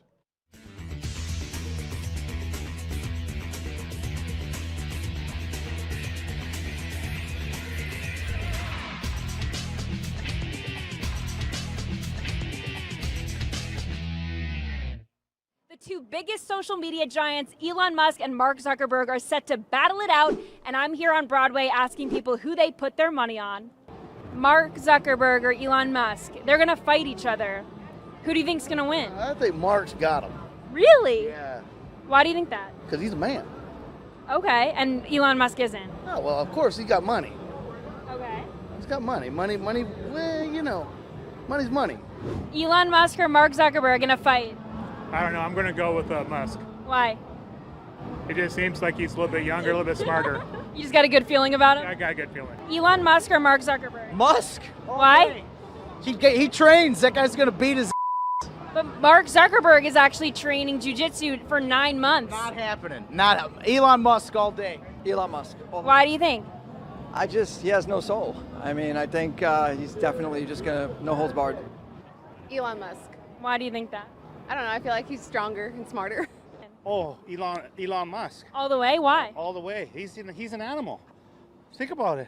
Mark Zuckerberg's been training for 9 months jiu-jitsu. You think Elon Musk can take him? Yeah, I think he can take him. Elon, that oh God, stop playing with Elon. Elon really do this out here, for real. I hope Elon Really? Why do you think so? got better ideas. Zuckerberg's like 5'7", 155. Musk is 6'1", 190. But Zuckerberg's been training jiu-jitsu for 9 months. Elon Musk or Mark Zuckerberg, who's going to win in a fight? Oh, Elon Musk. No doubt. Why do you think so? He's the GOAT. I've been seeing all the Twitter handles and all the talk, and I'm on Elon Musk's side. I'm ready for them to get in the WWE ring and then come off the top rope. That's what I want to see. I want to see a people's elbow to Mark Zuckerberg. If one was more likely to be a lizard or a robot, who would it be? Elon. Elon. Okay. I think Mark Zuckerberg will win. Why do you think that? Because I think he already trains MMA. So he's got like the prior experience and stuff. I mean, they're both billionaires, so they have the opportunity to get the best training. But I think Mark Zuckerberg will pull away with the win. Elon Musk. Why do you think so? Because he's bigger. Bigger, okay, but Mark Zuckerberg's been training jiu-jitsu for 9 months. Do you think that matters? No. Because Elon Musk's he's gonna learn and train, right? So Yeah. I think he'll handle Mark Zuckerberg. Mark Zuckerberg's a lizard, right? So he's a lizard, but does that help him? I don't think so. I think Elon will squash the lizard. Cage fight. Elon Musk is mental, so Elon Musk. All it is just he's mental. He's mentally crazy. So He just wouldn't care, would he? Okay. He'd just absolutely go for it. I think Zuckerberg would be a bit more refrained. Okay. If that should ever happen, which I doubt, but you never know, it'd be entertaining. Elon Musk or Mark Zuckerberg? Elon Musk. Why? Because Elon my Musk. dad is in love with Elon Musk. Okay. I think I'm going to have to go with Zuckerberg. I mean, Threads just came out, so. Who do you think would win? Zuck. Why do you think so? Because he's not a real human. He's a robot. So he'll use that to his advantage. Yeah, and all the Krav Maga stuff too. Yeah. Who do you think would win in a fight, Mark Zuckerberg or Elon Musk? Elon Musk. Why do you think Elon Musk? I think Elon's He smarter. works with robots, so maybe he built a robot to fight for him. But what if Mark Zuckerberg is a robot? Oh wow. Then I might have to change my answer. Who do you think's gonna win? Me.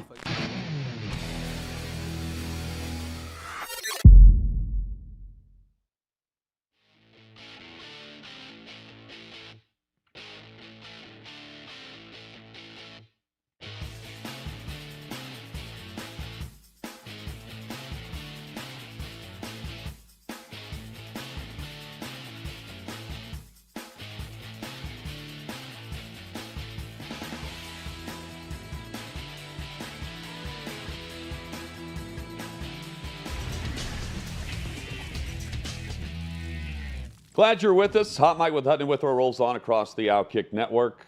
Joined by Armando Salguero of OutKick, who does all things with great coverage of the NFL. No longer beachside. He joins us from the Orange Bowl.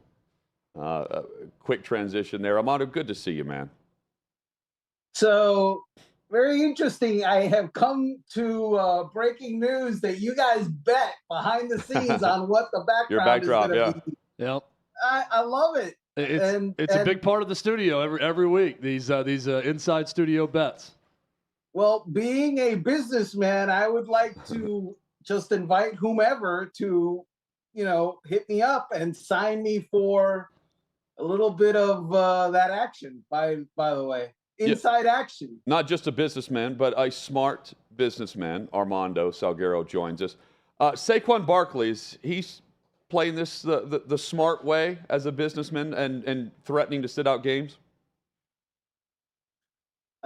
He's not going to sit out games. Come on now. So the franchise tag is $10.096 million, $10.1 million effectively. I believe that rounds out to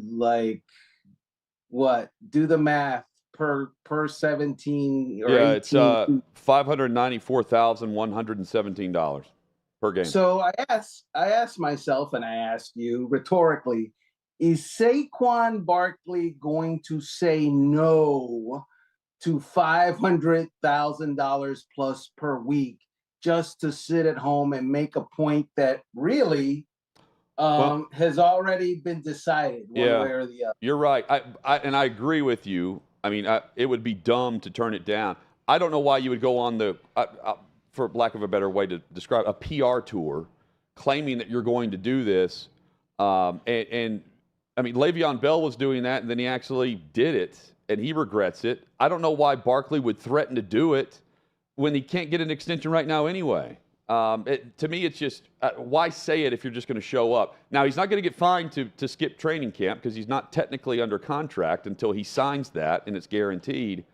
It's just a weird way to go about it, Armando, considering 12 months ago, he was all in looking to prove everyone wrong that he was back from injury, and he hit the ground running in week 1 and was a big reason why the Giants started out so hot.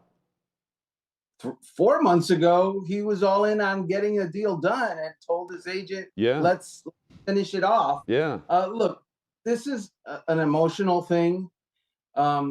This is the reason that agents exist, because agents are paid to be not emotional in negotiations, but rather pragmatic and understand, the give and take of it all.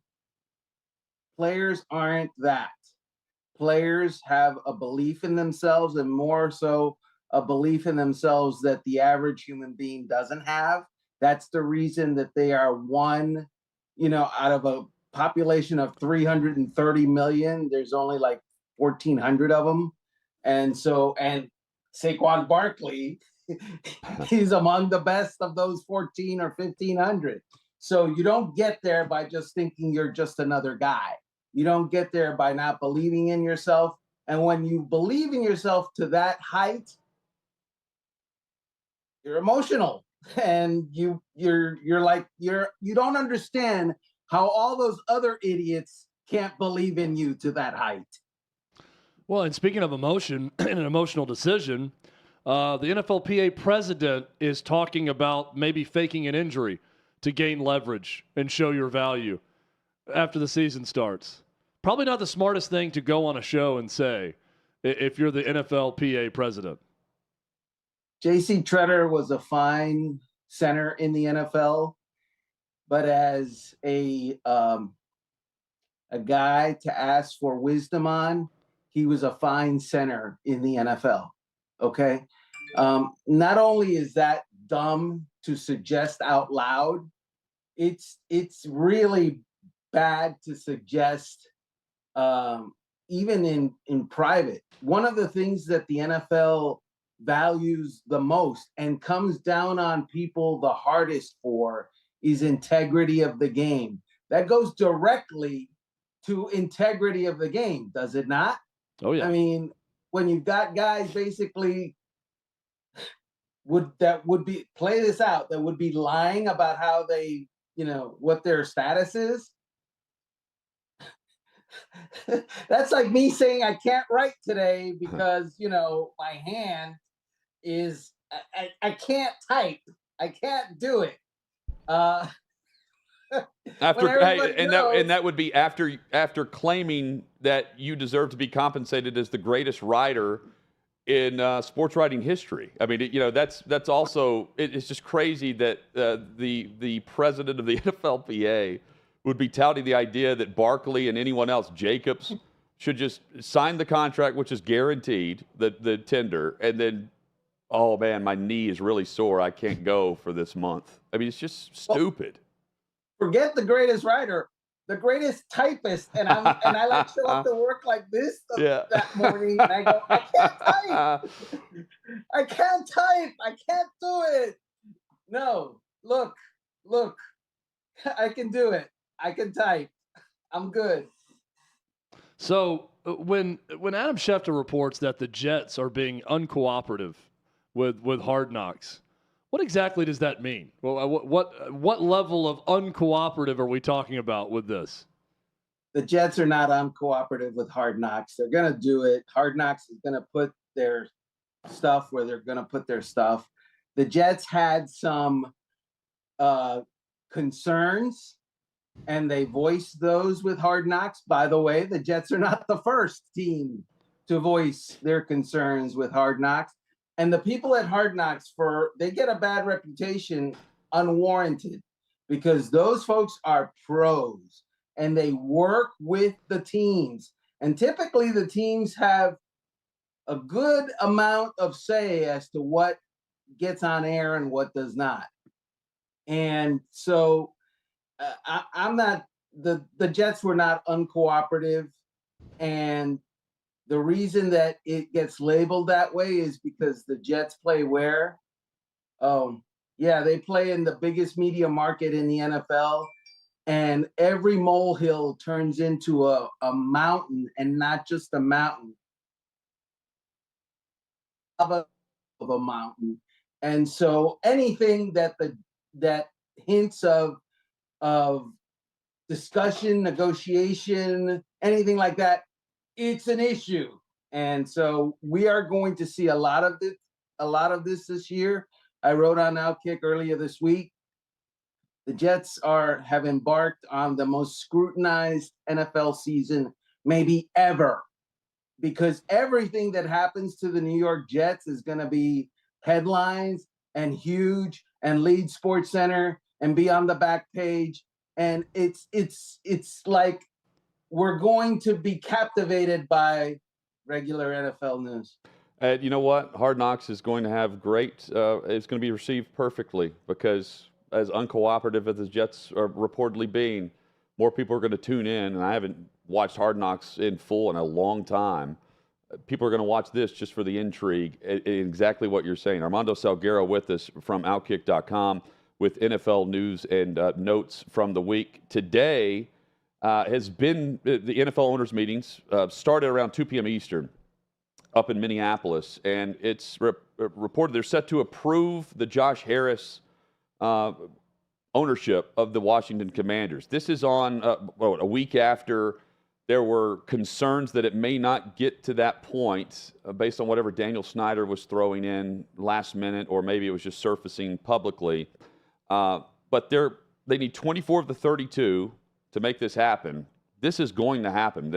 And Armando, it's because they want Snyder out at any cost, regardless of whatever concessions they have to make to approve this deal based on the guidelines they may have to set aside to make sure Dan Snyder's no longer an owner.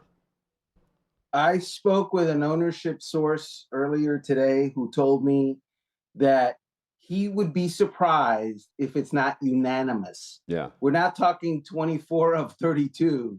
We're talking the bar he was expecting was 32 of 32. And he asked me this: who is going to vote to keep Dan Snyder? Snyder. Give me that name. What owner is going to say, oh, no. Let's think about this. This is not smart. Let's put this off a little bit. And I'm not comfortable getting rid of Dan Snyder and replacing him with Josh Harris, who is the co-owner of the 76ers and the New Jersey Devils. That person doesn't exist in that room. And so, yeah, it's going to happen. Here's the question that has to be asked. The NFL has an ongoing, at this point, investigation into the Washington Commanders. The AG in DC, man, I'm cool. I use those alphabets. Really cool. The AG in DC is investigating and actually sued Dan Snyder, the Commanders, the NFL, and Roger Goodell. What happens to all of that? I mean, do we really care anymore if the guy is gone, number one? And number two, did Dan Snyder, was he able to work out a negotiation where, hey, I'm going. Why would you release an investigation on me, NFL? And does Harris assume that if the Commanders are being sued, and Harris would not want to assume that, Chad? No, not at all. Are you buying the Tom Curran report that Bill Belichick is under a lot of pressure this year and is on the hot seat with Robert Kraft? He's under a lot of pressure. Robert Kraft has been signaling for 2 years now that he's unhappy, and we've talked about it on this show before, that he's unhappy with the fact that the New England Patriots either haven't gotten to the playoffs or haven't won a playoff game, and certainly haven't done the latter since Tom Brady left. And there was one guy who convinced Robert Kraft to get rid of Tom Brady and told him Tom Brady is no longer the same player that he was. We need to go and move on from Tom Brady. Better to do it now than later. And Robert Kraft said, well, you know better than anyone. And the guy that knew better than anyone. Armando Salguero with us on Hot Mic with Hutton and Withrow. We're reconnecting with him right now. Pick up where you were discussing there on Belichick and Kraft, Armando. So, yeah, I think I left off where, Belichick made a terrible call on Tom Brady and what he had left in the tank. And, Robert Kraft noted the fact that the Patriots have stunk, noted the fact that the Patriots are not the Patriots without Tom Brady, even when they have Bill Belichick, and have noted the fact that they're kind of this year, if you look at them on paper, they are the fourth best team in the AFC East, which is okay, except for the fact that there's 4 teams in the AFC East. And so either Bill Belichick does a great job and elevates from those, terrible expectations, or he's under a certain amount of, hot seat warmness. I wouldn't think that he's going to be fired, though. It's a degree thing. Yes. The New England Patriots go 1-16. Yeah. It's goodbye, Bill. And I don't see that happening. And Mike Reese and Tom Curran are connected there, and they're saying it, which is where there's smoke, there's fire. Armando, final 30 seconds or so here.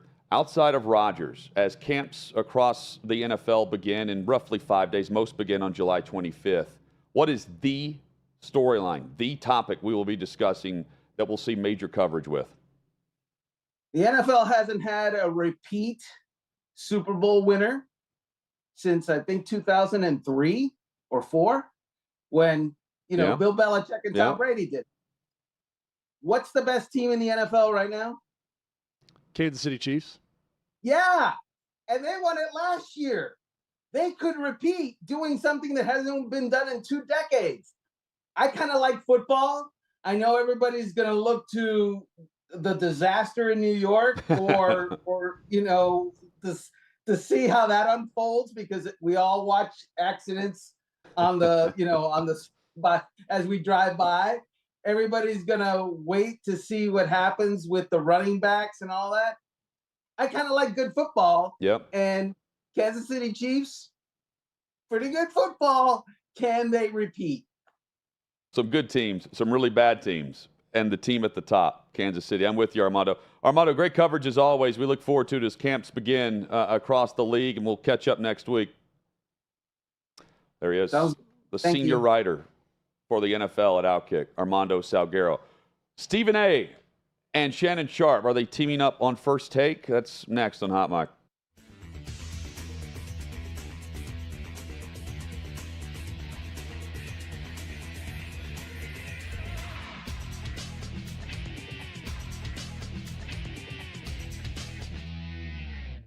Pat Fitzgerald has been fired.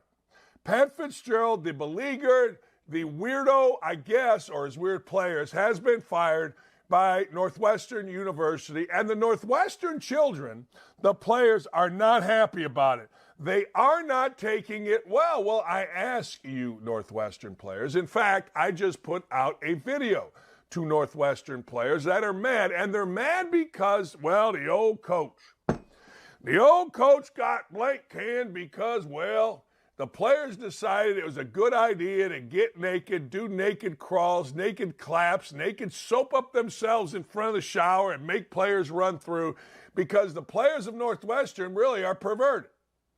I mean, I'll never understand it. Now, I got guys saying, well, Bobby Knight, you guys hazed just in a different way, yelling and screaming. Yeah, you're right. We did. Tough. You don't like it? So what? But we never did the nudity thing. We never did the sexual assault thing. We never did the stuff, hey, we're going to slap you and dry hump you. At some point, the players, don't you agree, the players of Northwestern got to look themselves in the mirror and say, you know what? This is kind of on us. You know what?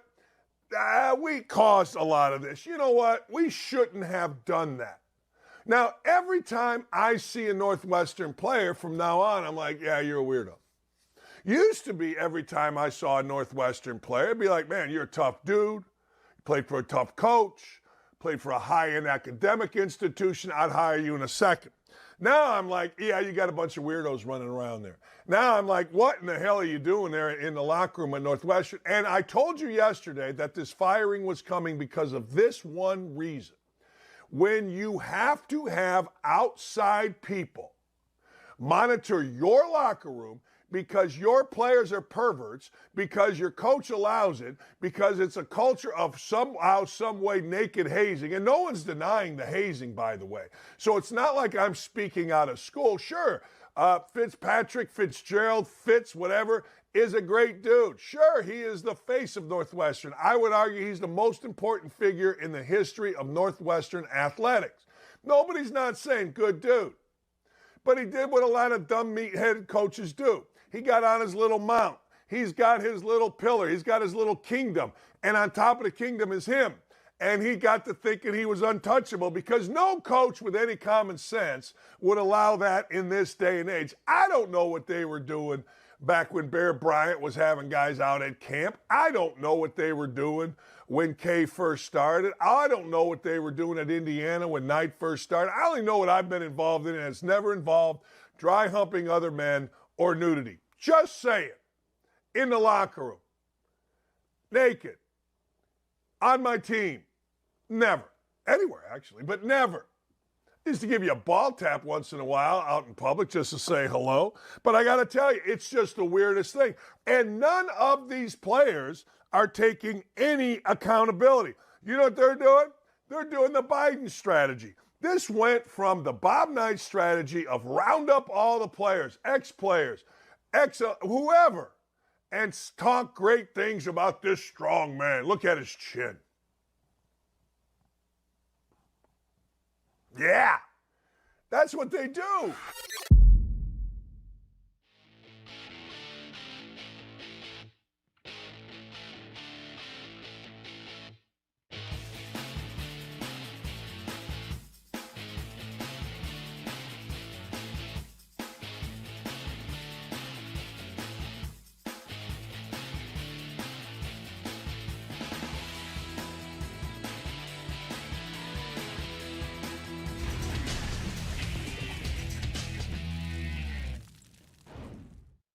Sixth and Peabody, our location with Yeehaw Beer and Old Smoky Moonshine.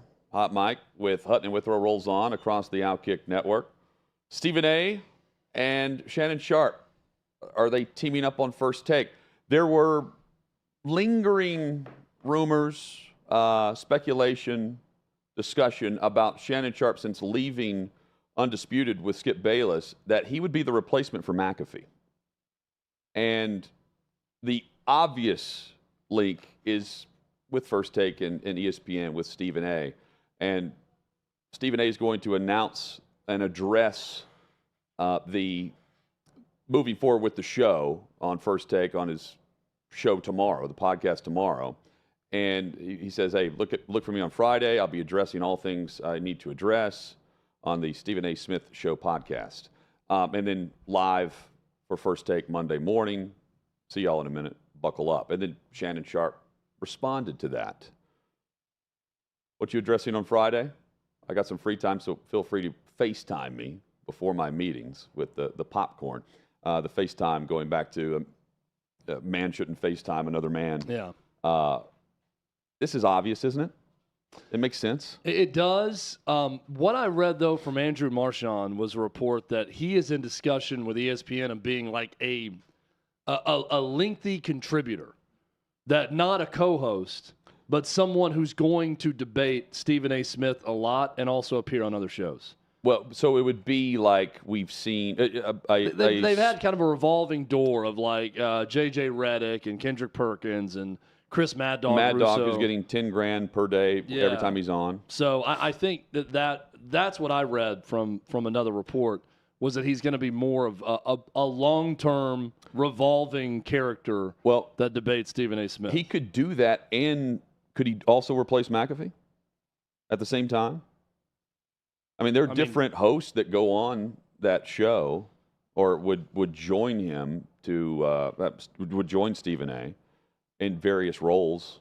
Most are with ESPN, but it's not unheard of to see a player or a former coach come in and sit in with him. Yeah, I mean, theoretically he could, for sure. Yeah. Would make sense. And if not, I don't know which way they turn, honestly, because it's so obvious with Shannon Sharpe and the work that he's put in, and, of course, the respect that they each have for each other.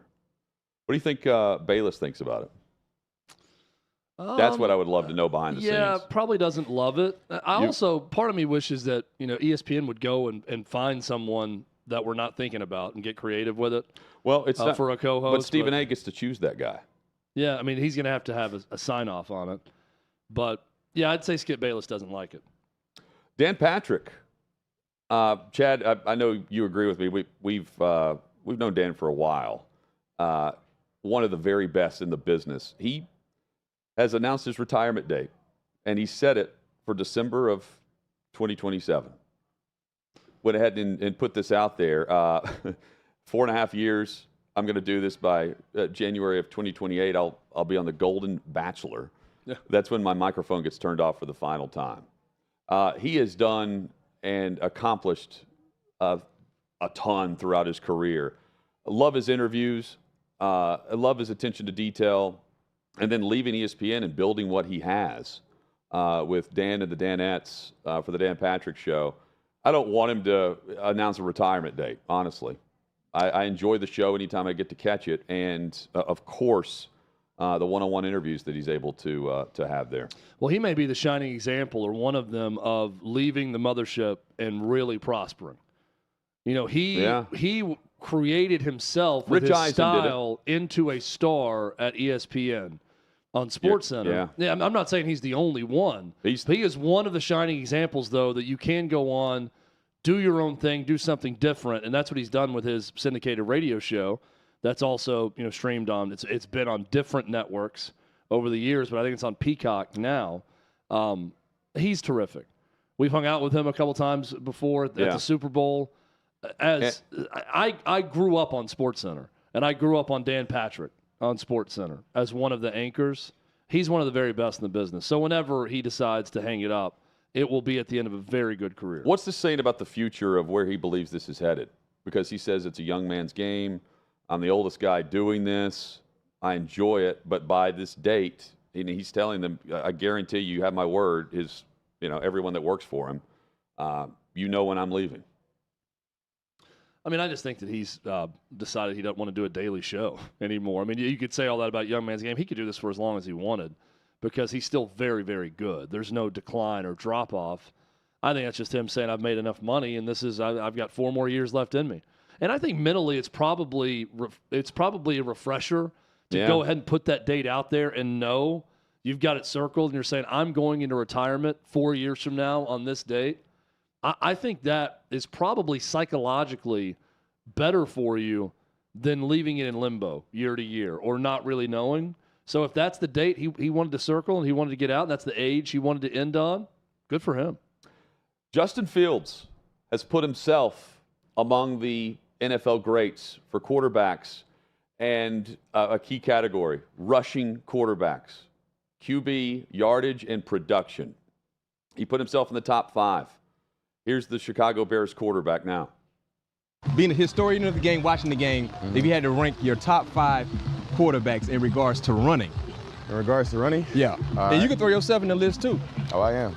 Because I definitely think I am. Okay, so start with Justin. He's in the top 5. I'm definitely in the top 5, no order, but I got to go with my boy Mike Vick. Yep. Got to go with Cam. Lamar, of course. Yeah. Me, and then final.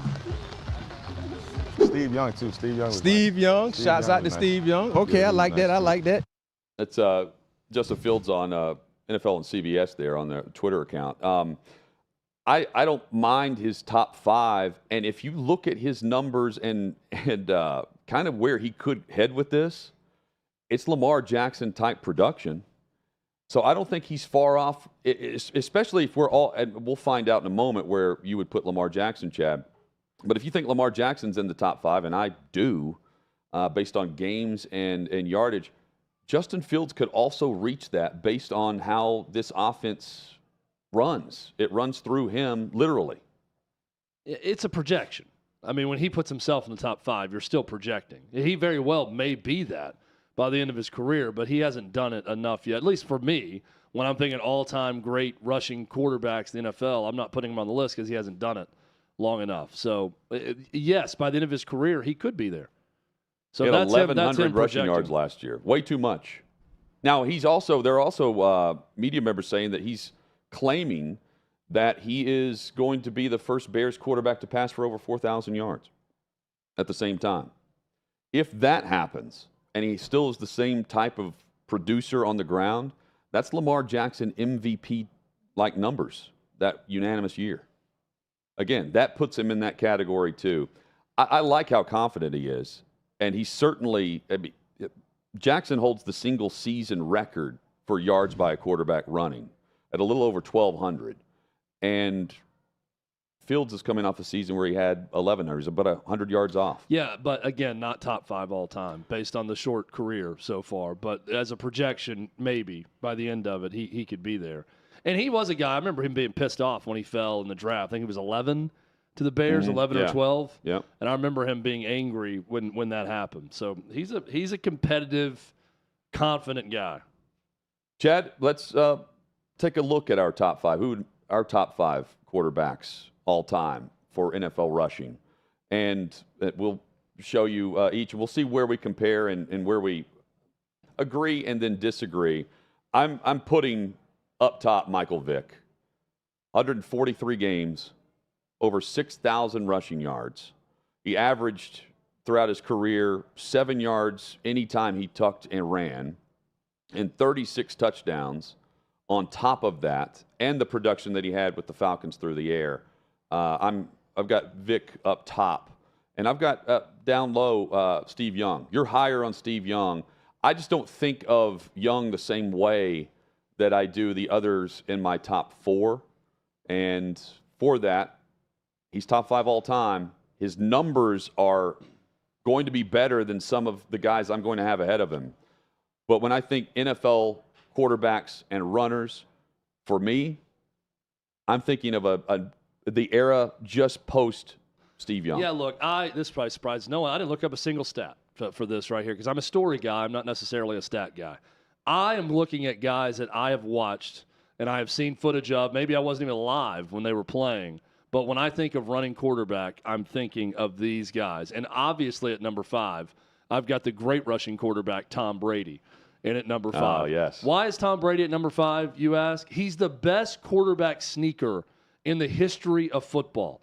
And the quarterback sneak continues to be the most underutilized play in all of football in short yardage. But Tom Brady loved to call that play. And he would get first downs 3 yards out at times because he was so good at the quarterback sneak. For that skill set alone, I've got him number 5 on my list. I totally agree with that. Just other quarterbacks don't use it enough. It's not called enough. Nope. Brady made a career out of getting that half a yard that was needed. Randall Cunningham, for me, Chad, absolutely top 5. And he comes to mind when I think of just pure quarterback runners. And he set the tone for the era that he was playing in from the 80s, playing with Young, and went toe-to-toe with him on all of the production that we saw on the ground. I like it, and that's one that is going to appear on my list as well. Number 4 for me is Fran Tarkenton. Didn't watch a lot of Fran Tarkenton live. He was drafted in 1961. I was born in 1982. But I have watched a lot of NFL films footage. And when you talk running quarterbacks and you talk to people my dad's age and you talk running mobile quarterbacks, 2 guys come to mind, Fran Tarkenton and Roger Staubach. Roger the Dodger is another one. Now, I don't have Roger Staubach on this list. I went with Fran Tarkenton over him at number 4. But those are 2 guys that's always talked about. Chad, Cam Newton, top 3 for me. He's a defensive end playing quarterback, extremely hard to tackle, and always found the edge when every defense is trying to set the edge against him and make him step up in the pocket, collapse the pocket around him. Teams couldn't do it when he was at his peak, when he's in his MVP era, and he's got over 5,600 yards to prove it throughout his career, second all time. Number 3, Randall Cunningham. You mentioned him, Hutton. You have him at number 4. But another guy just electrifying when you see some of his runs. And when I think of an era of NFL football where there weren't a lot of quarterbacks running, Randall Cunningham in that era immediately comes to mind as someone who could make plays with their legs.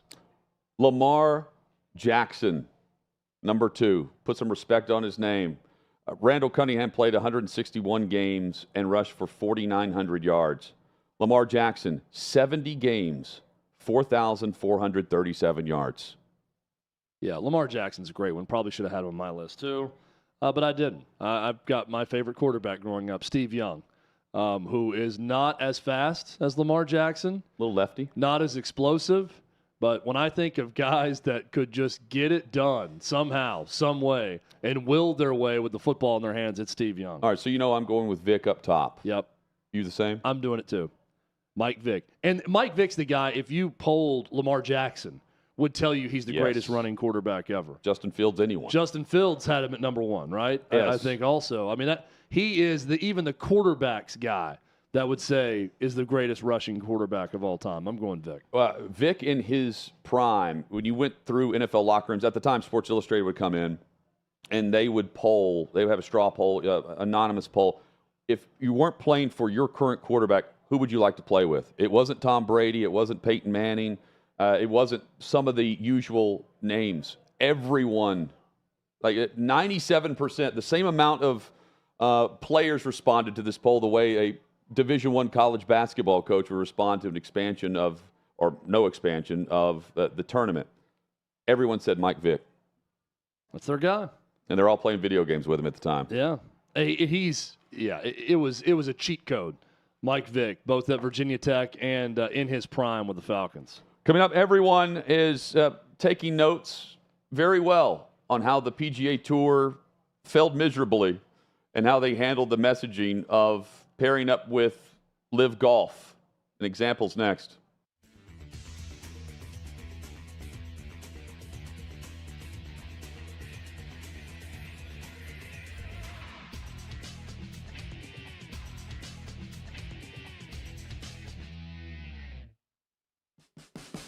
What you're experiencing is the bold taste of a Southern legend. Old Smoky Moonshine and Whiskey, authentic Tennessee mountain-style spirits. We believe in crafting flavors that were born from tradition but defy expectation, and pioneering a new experience with every sip. Because if it doesn't do this, it ain't this. Old Smoky Moonshine and Whiskey. Come on.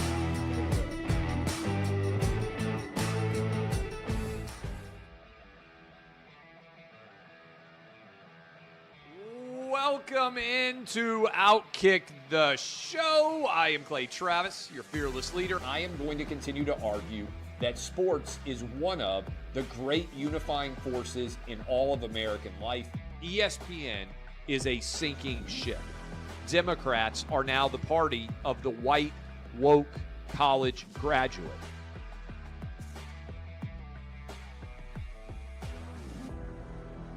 We live in a land of participation trophies.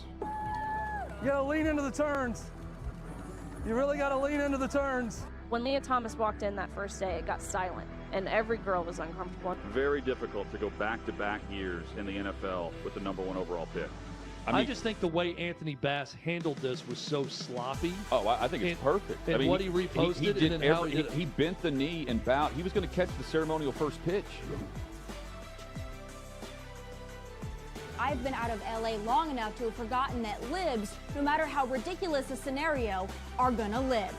Another week of inflation, another week with Biden with COVID, and another set of losers to crown. People don't watch the WNBA on TV, in person, on a plane, on a train, on a bus, or on purpose. The scary thing, Tommy, is in the history of this government, I've never seen them give anything back that they've taken. Oh no, they never do. And they won't. When you're behind closed doors, when you're talking to plant managers, when you're having meetings, when you're with the team, was there an acknowledgement of any of this, an acknowledgement of the situation, the boycott, and then the doubling down about moving away from the fratty image? We've seen coaches throw water bottles. We've seen coaches act like idiots. We've seen coaches slap other coaches. But I think if you're involved in carjacking, you're inherently a rotten human being. The level of stupid that sometimes gets on our YouTube chat just gives me a headache. You're born a male, play with males. You're born a female, play with females. Don't at me about it, people. I'm pissed off about this. I never did it before in my life, but Trump is being cheated. The American people are being cheated. We, ladies and gentlemen, are being cheated. I believe this person is the greatest player anybody alive will ever see. How can you hate Derek Jeter? A guy's on-base percentage tells me his batting eye, and a guy's slugging percentage tells me if he's a threat. That's the kind of guy that throws a no-hitter, that effectively wild guy.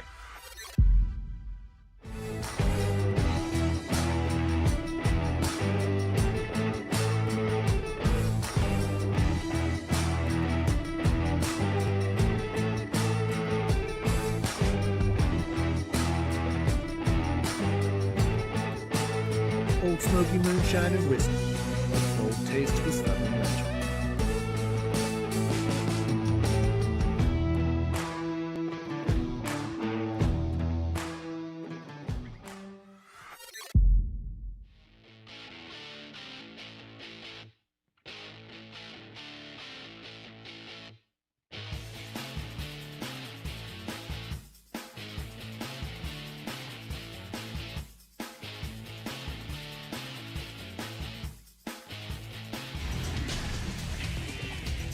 Just like that, the final hour is here on this Thursday edition. Hot Mic with Hutton and Withrow across the OutKick network.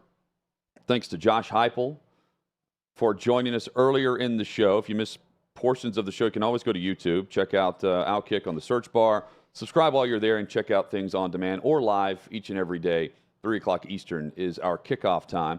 And coming up in 25 minutes from now, Shane Beamer, head coach of the South Carolina Gamecocks, will join us from SEC Media Days. Today, Show is flying by. The final day for SEC coverage here in town as they have the kickoff to the camps that are about to begin. And really, Chad, they set the tone for other conferences to more or less respond to in their opening remarks and statements that will happen next week. Yep, and now all the media will file their votes for where teams will finish in the SEC, for other preseason awards, and those will be out tomorrow.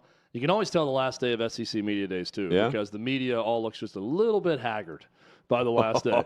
Everyone's kind of walking around like, yeah, I need to get out of this city. As opposed to day one. A lot of people from out of town, that's in Nashville. Day one, they're fresh as a daisy. They're running around. They're eating the buffet twice.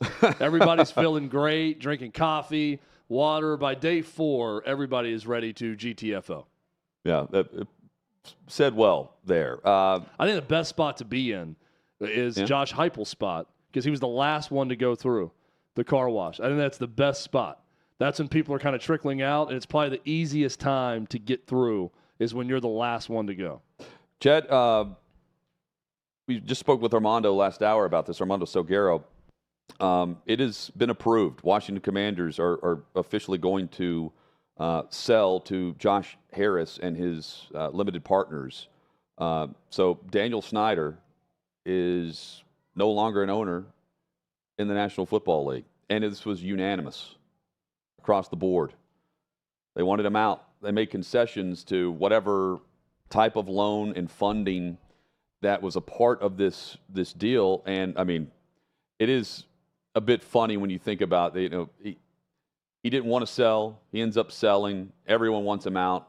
And his going away gift, it's not a punishment, his gift is $6 billion. As if this is, some slight to an owner they didn't want in the fraternity anymore. $6 billion to get out of here. Yeah, let's really recap what all's happened here. Dan Snyder took over a once very proud organization. He damn near ran it into the ground by mismanagement, by being a terrible NFL owner. And all that ended up happening to him was a few headaches, and he got paid $6 billion to walk away. So the joke is not on Dan Snyder. The joke is on Washington football fans. That's where the joke's on throughout this whole thing. And now this is happy day for Washington, for the Commanders, for their fans, and also for the National Football League because they don't have to deal with Dan Snyder anymore. And it seems everyone approves of Josh Harris also. He does seem, Hutton, like he's a good owner based on what he's done already with the 76ers. Yes. And the league has also announced the findings of the Commanders' investigation with Mary Jo White, the independent investigation that was going on, that was looking into misconduct and financial improprieties made by former employers or employees underneath Daniel Snyder and with the Washington Commanders. $60 million is the fine that Snyder will pay to the NFL in resolution of what Mary Jo White found in her report. So all details will be coming out soon on this. But they're fining $60 million. And keep in mind, this was part of like a ticket revenue deal, among other things, where allegations where you're shaving things off the top and not putting it into the coffers where you split that 32 ways. This he's taking money out of other owners' pockets, and that ultimately ended up being what led really down the path we're on. That and allegedly him leaking the Gruden emails. $60 million is not nothing. But Yeah, when you're especially when you have $6 billion. Yeah, when you're making $6 billion, though, it seems a little bit more like nothing. Saudi investment is not nothing to anyone anymore. The PGA Tour showed us that after going and grandstanding for the last 12 months. We know they're merging with Live Golf. They took the money. They did, and the RNA at the Open, you got leadership saying they won't necessarily say that they would not take Saudi public investment fund financing in the near future, especially if everyone has their hand out and they're funding various aspects of the future of sports in many ways. You point to a number of things, certainly with what they've done with the PGA Tour, and now the Open is saying, well, why would we just turn down potential sponsorship dollars when everyone else is going to benefit from it? Why would we not look into that option as well? Yeah, this is the right approach because the PGA Tour made it feasible, right, for anyone else to do this from a moral, ethical, whatever you want to call it standpoint. The business of it is so big and there's so much money at play that because PGA decided to put their hand out and take the money and merge with Live, it's made it more acceptable now for other groups to do the same. So what the Open Championship is saying here essentially is if it's good enough for them, it's good enough for us too. And if we want to get rich off of it, that's what we're going to do. Yeah, I mean, it's not just sports either. You can look into the investments that the Public Investment Fund has made. Just look into EA, Electronic Arts, or Uber, or Live Nation, and the other holdings that are in the documents between this deep dive into the merger, the partnership, and the language behind the attorneys who are now negotiating with Capitol Hill over right now. There's money everywhere out of this, and what it is, it's also just not lying. That's exactly what the PGA Tour did, and honestly, they grandstanded because they flew the flag and pointed to patriotism, and then 3 people behind the scenes, including a man who had in the tower, 60 or had a business, tower. 104th floor, and in the South Tower, I believe, and had 60 plus employees, friends, die that day on 9/11, and he's the one that's helping facilitate the deal with the Saudi-backed public investment fund. But it's not just PGA Tour. I think the lesson learned here is you just don't say you're not going to take the money when you do. Yeah, Phil Mickelson did that. Yeah, I think Phil Mickelson said, hey, I'm taking it because I'm going to provide change. He's also got more than just pocket change because of it. And that's what the RNA is saying. I think it's also to not react emotionally because I think a lot of what was said in this grandstanding was built on emotion with PGA, loyalty. PGA Tour, Jay Monahan and others on the board, and then players. A lot of it was fueled by emotion. And when you act emotionally, oftentimes, you don't get the outcome that you want. And the outcome here were these PGA guys looking like hypocrites in the end. Even ones who had nothing to do with the merger, the players, they looked like hypocrites. Now they're playing for a tour that is in part run by Liv. So that's the lesson in all of this. Make sure before you want to go on a public stance and say something over and over that this will never happen and you're wrong, and you're bad. If you take this money and you go to this tour, that you are never, you are damn sure you're never, ever, ever going to take the money and do anything with that tour. And they weren't sure of that. Yeah, just like others have taken the bag. EA, Uber, Meta, Starbucks. You have Microsoft, Carnival Cruise Line, Costco, JP Morgan Chase. The list goes on and on. Upwards of 50 where they've spread this $32+ billion portfolio around. But when you stand up and fly the flag and then 12 months later turn around and do the opposite, you look bad. There's no way around it. You look bad. And that's – did you see what Ernie Els said? No. He said, in my era, Jay Monahan would not be able to survive and be the commissioner of the PGA Tour. There was no way he would stick around. I mean, I don't know how he sticks around now other than he cut a deal with the Saudis to keep his job in this merger because he wanted to keep it. He shouldn't be around. Well, I mean, but the way they tried to PR push this was they still had the deciding vote, right? 3-2. The problem is, and the obvious lack of transparency, is that Monahan's vote is purchased. It's really 3-2 the opposite way. Well, what Jay Monahan should have done is just, if he thought, hey, this is what we have to do to save the PGA Tour. You know, we cannot compete with this money. It's just going to get worse and worse, and we're going to dilute the product as a whole. And I'm doing what's necessary to save golf the way we know it and continue to have the best tour possible. That's fine. That's business. You shouldn't have said all that stuff before, but clearly you changed your mind. I think this probably was the right business move for Jay Monahan. But the right move for the PGA Tour is to form this merger, say why it's the right thing to do, and resign. You can't be the one leading the PGA Tour with everything you said. That does not go away. So now the best thing for this PGA Live merger to have happen is for Monahan to move out and someone else to come in. Craziness.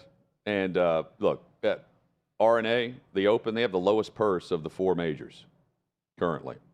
And it's about to get a little bigger. And it's risen over the last 3 or 4 years, and it's still the lowest. And it's $16.5 million. But we've seen the others really jump up in recent years. Chad, fair or foul? The Seattle Mariners are selling Toronto Blue Jays merchandise in their pro shop. Vladimir Guerrero Jr. Is featured in the photo with Blue Jays gear. And here's and Seattle Mariners players are not thrilled with this. The reason why is they've got a big series coming up against the Blue Jays. If this weren't against their rival, against what they're trying to push for in a playoff race, wouldn't we? I mean, if you go to any minor league park right now, you can get gear for any team. I don't think this is a story unless the Blue Jays are in town. And this is where it's a bit confusing. I think it's good business. I mean, especially if you have a series where you think that a lot of opposing fans are going to come. And who just won the home run derby? Well, yeah, but it just in general, like I'd be fine with an opposing. I don't know they do this for every series, but every series you play, you should have. I think it's good business to put a little bit of gear of the other team in case visiting fans. That's the closest city they can get to, or they go to that game, and they want to buy something at the ballpark with their team on it and wear it or whatever. Then fine. But I think it goes against like common sense of putting gear in the hands of a fan base that would be joining to cheer against the home team. But I mean, if they're going to be there anyways, like you can't stop people from going to the game. I was watching the Rays-Braves series, and there was more Braves fans there than Rays in Tampa. It would have been smart business of Tampa to put some Braves gear in their pro shop that weekend with the amount of Braves fans there. They should allow more Rays fans there. It's only 25,000 at capacity because things are tarped off. But no, I don't have a problem with this. I think this is just commerce. It's a smart thing to do, especially if you've got and Toronto Blue Jays fans travel. Oh yeah, they've got a good and you're right there on the Canadian border too. Yeah, well, which can help. Little ways away from Toronto, but yeah, it is close to Canada. I'm talking the country, though. Yeah, it's close to Canada. That's their team. Yeah. No, I have no problem with it. None whatsoever. And I think this is common, if you're in Vancouver, I'm guessing you're probably a Toronto Blue Jays fan if you're a baseball fan. Yeah, I think this is common based on pro shops where you can find some gear. Like you can go into an NFL pro shop and buy a helmet of another team. You're not going to buy, the Patrick Mahomes jersey, though, if you're in Buffalo. But if they're playing the Chiefs, I don't look. You don't need to do that in Buffalo, okay? But I think with 162 games that you're playing, 81 home games, if you want to put some jerseys of the team that's playing there that weekend, have that. And I wonder if this is just carryover from the All-Star weekend. I say fair. All-Star weekend as well, although the hideous jerseys there are probably not selling. American International. I would make it a practice if I'm at any ballpark that gets a good number of traveling fans in it. Yeah. To put I'm not talking about half the store, dedicated to the home team and half dedicated to the away team, but put some gear in and let people that come to the game buy it if they want. There should be Ohtani gear in every ballpark. There could be. And could be a way for another team to entice them. All they sell is Ohtani gear. Seattle was mentioned there for Ohtani's landing spot. Apparently it's not going to be the Dodgers, though. What if the Dodgers have the best offer and the Angels want to trade him? They would take a less offer to not send him to the Los Angeles Dodgers? It's also a National League team. Yeah, but it is the same. Yeah. It matters less now, I think, because everybody plays everyone, but it's still a National League team. I mean, it'd be a complete opposite side if you were ever to go to a World Series of you. I think that's just kind of little brother syndrome. I'm the Angels eager in that town that they don't want to even deal with the Dodgers. The John Hamer report at MLB Network saying that there is talk within the organization that the home run chase for Judge's record, which they're on pace, they each had 35 home runs through 95 games last year and this year, Ohtani and Judge, that the hype around that race would be more valuable than the prospects in return if you choose not to trade him at the deadline. Plus, you get packed ballparks for an organization that's not going to be in a playoff hunt, at least not likely. I still trade him, though. I get some value for a guy that's going to walk and get a mega deal and an ownership stake somewhere. To me, it's very simple with this. If you feel like you're not going to re-sign him, that you either don't have the finances to do it or he doesn't want to be there, trade him. That's simple. And I'm not even talking about where they are in the standings, anything else. That simple question. If you think you're not going to sign him to a long-term contract, trade him and get a lot in return right now. That's my advice to the Angels. Well, and he's also mentioned he wants to win. He's thinking about that. Angels need to get what they can now, or they're going to end up with absolutely nothing. Coming up, Shane Beamer will join us, head coach of the South Carolina Gamecocks. And Stafford, speaking of contracts, Chad, he's got a long-term deal. He's not going to rework it.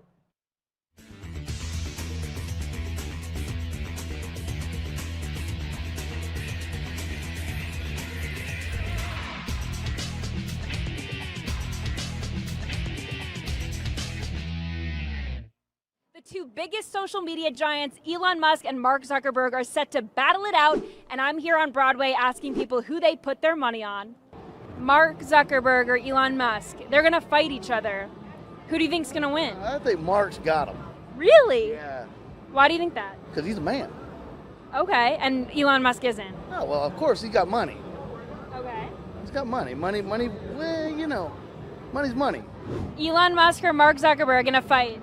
I don't know. I'm going to go with Musk. Why? It just seems like he's a little bit younger, a little bit smarter. You just got a good feeling about him? I got a good feeling. Elon Musk or Mark Zuckerberg? Musk. Why? He trains. That guy's going to beat his But Mark Zuckerberg is actually training jiu-jitsu for 9 months. Not happening. Elon Musk all day. Elon Musk. Why do you think? He has no soul. I mean, I think he's definitely just going to no holds barred. Elon Musk. Why do you think that? I don't know. I feel like he's stronger and smarter. Oh, Elon Musk. All the way? Why? All the way. He's an animal. Think about it. Mark Zuckerberg's been training for 9 months jiu-jitsu. You think Elon Musk can take him? Yeah, I think he can take him. Elon, that oh God, stop playing with Elon. Elon really do this out here, for real. I hope Elon Really? Why do you think so? got better ideas. Zuckerberg's like 5'7", 155. Musk is 6'1", 190. But Zuckerberg's been training jiu-jitsu for 9 months. Elon Musk or Mark Zuckerberg, who's going to win in a fight? Oh, Elon Musk. No doubt. Why do you think so? He's the GOAT. I've been seeing all the Twitter handles and all the talk, and I'm on Elon Musk's side. I'm ready for them to get in the WWE ring and then come off the top rope. That's what I want to see. I want to see a people's elbow to Mark Zuckerberg. If one was more likely to be a lizard or a robot, who would it be? Elon. Elon. Okay. I think Mark Zuckerberg will win. Why do you think that? Because I think he already trains MMA, so he's got like the prior experience and stuff. I mean, they're both billionaires, so they have the opportunity to get the best training. But I think Mark Zuckerberg will pull away with the win. Elon Musk. Why do you think so? Because he's bigger. Bigger, okay, but Mark Zuckerberg's been training jiu-jitsu for 9 months. Do you think that matters? No. Because Elon Musk's he's gonna learn and train, right? So Yeah. I think he'll handle Mark Zuckerberg. Mark Zuckerberg's a lizard, right? So he's a lizard, but does that help him? I don't think so. I think Elon will squash the lizard. Cage fight. Elon Musk is mental, so Elon Musk. All it is just he's mental. He's mentally crazy. So He just wouldn't care, would he? Okay. He'd just absolutely go for it. I think Zuckerberg would be a bit more refrained. Okay. If that should ever happen, which I doubt, but you never know, it'd be entertaining. Elon Musk or Mark Zuckerberg? Elon Musk. Why? Because Elon my Musk. dad is in love with Elon Musk. Okay. I think I'm going to have to go with Zuckerberg. I mean, Threads just came out, so. Who do you think would win? Zuck. Why do you think so? He's not a real human. He's a robot. So he'll use that to his advantage. Yeah, and all the Krav Maga stuff too. Yeah. Yeah. Who do you think would win in a fight, Mark Zuckerberg or Elon Musk? Elon Musk. Why do you think Elon Musk? I think Elon's He, smarter. works with robots, so maybe he built a robot to fight for him. But what if Mark Zuckerberg is a robot? Oh wow. Then I might have to change my answer. Who do you think's gonna win? Me.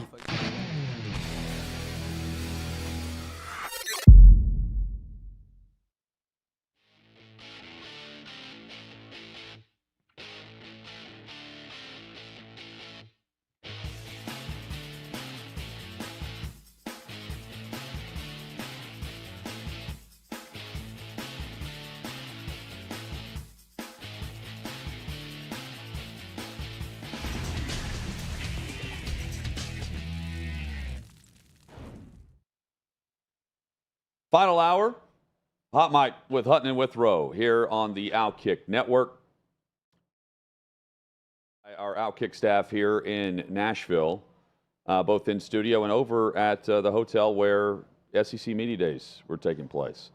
Davey Hudson and Ryan Albanese getting it done for us in the mornings whenever we've gone over there, Chad, plus Trey Wallace producing great coverage there as well. It's a fun week. It's a big week, and those guys did a really good job for us. And earlier today, Josh Heupel sat down with us. Typically, not going to make a ton of headlines. A great chat today, though, and you can check that out on demand on YouTube. Just search out OutKick. A coach, Chad, that we don't have to worry about in terms of holding back. Typically, certainly Lane Kiffin. Yeah, and you got to say whoa and not go. With yes. Lane Kiffin. And then in terms of energy and trying to continue down a winning path, there is South Carolina head coach Shane Beamer, who we had the chance to catch up with earlier today. Coach, this is the time of year where coaches, administrators come in. It's the art of saying nothing by trying to fill time. You're not one of those. Lane Kiffin's not one of those. Why don't we see more coaches just be open and honest about why they're here and what they're talking about, which is their team? Yeah. I don't know. For me, I enjoy it. I really do, being able to be around you guys and other media members and talk Gamecock football. I love it. And I want to be honest. That's one thing about me as a head coach. I'm going to be who I am, not trying to act like somebody I'm not, and be a different person. So I enjoy this aspect of it. I watch this on television when I'm not here during the week. So to be here today, I'm going to enjoy it and try and answer questions the best I can and not be completely boring. How much do you guys talk about momentum with those 2 wins at the end of the season against Tennessee and Clemson? Is that something you built on in the offseason? Yeah, we talk about it. For us, it was great momentum, winning those 2 games, the momentum that it carried into recruiting, into 2023 with our fan base, inside our facility, outside our facility, you name it. Great momentum, but probably more so than that is just, okay, we did these things, we show what we can do, now we need to do it more consistently. There's a lot that we need to improve on.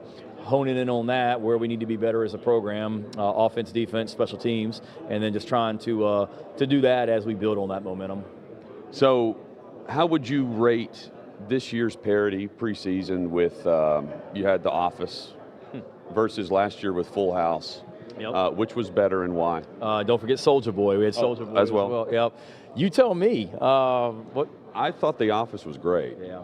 But I have recency bias with that. Yeah, Chad's a big Full House fan, so I gotcha. Office was really good. I mean, I still got people coming up to me literally this week. I bet you I've had 6 people come up to me just talk about how awesome that was as well.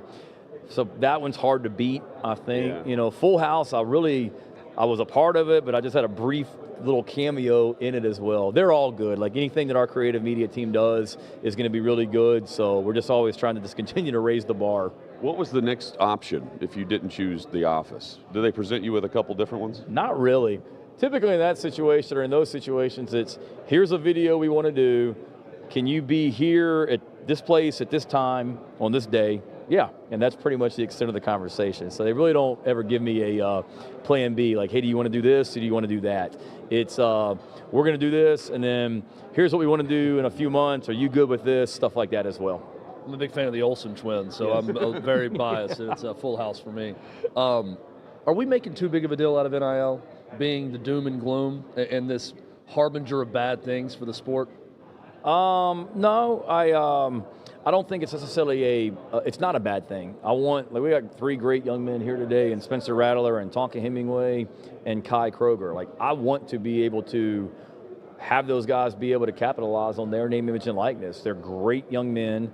They've done great things for our football program and university. They've earned it. What needs to change, though, is NIL was never intended to be basically a recruiting inducement, and that's what NIL has turned into. It's just turned into recruiting inducements, and there's a lot of things that we can certainly do to corral it a little bit and get it, under control where it's a sustainable model, because I don't know how sustainable it is right now, the way things are going, but I'm in favor of it. And I've told our players all the time, and I mean it, like I'll jump on a table and raise money with the best of them. It'll help you guys, and that's what I'm trying to do and will continue to do. And certainly, like anything, there's better ways of doing things, and we're just trying to focus on how to do that. Thanks for being one of the coaches that brought your quarterback to SEC Media Days. And good luck with the car wash. And also you brought your punter. Thank you for that. Yeah, thank you. Exactly. Punter, quarterback. I caught all kinds of crap last year because I didn't bring the quarterback, so I wasn't going to make that mistake again. Good to see you. Yeah, good to see you guys. Thank y'all. There's Shane Beamer, head coach of the South Carolina Gamecocks. Chad, he's growing into one of my favorites to speak with. He's got a certain positive charisma about himself at all times. And he's climbing the ladder. You just feel like, win-wise. Yeah, the guy's, he's a legitimate dude, right? Like that's who he is. Like, you can make fun of it and say some of the stuff is corny that he does or whatever, and him dancing and all that. That's who he is. Every time I'm around him, he's that sort of energy. He's that vibe at all times. Is Spencer Rattler going to bring that vibe that he had against Tennessee and against Clemson?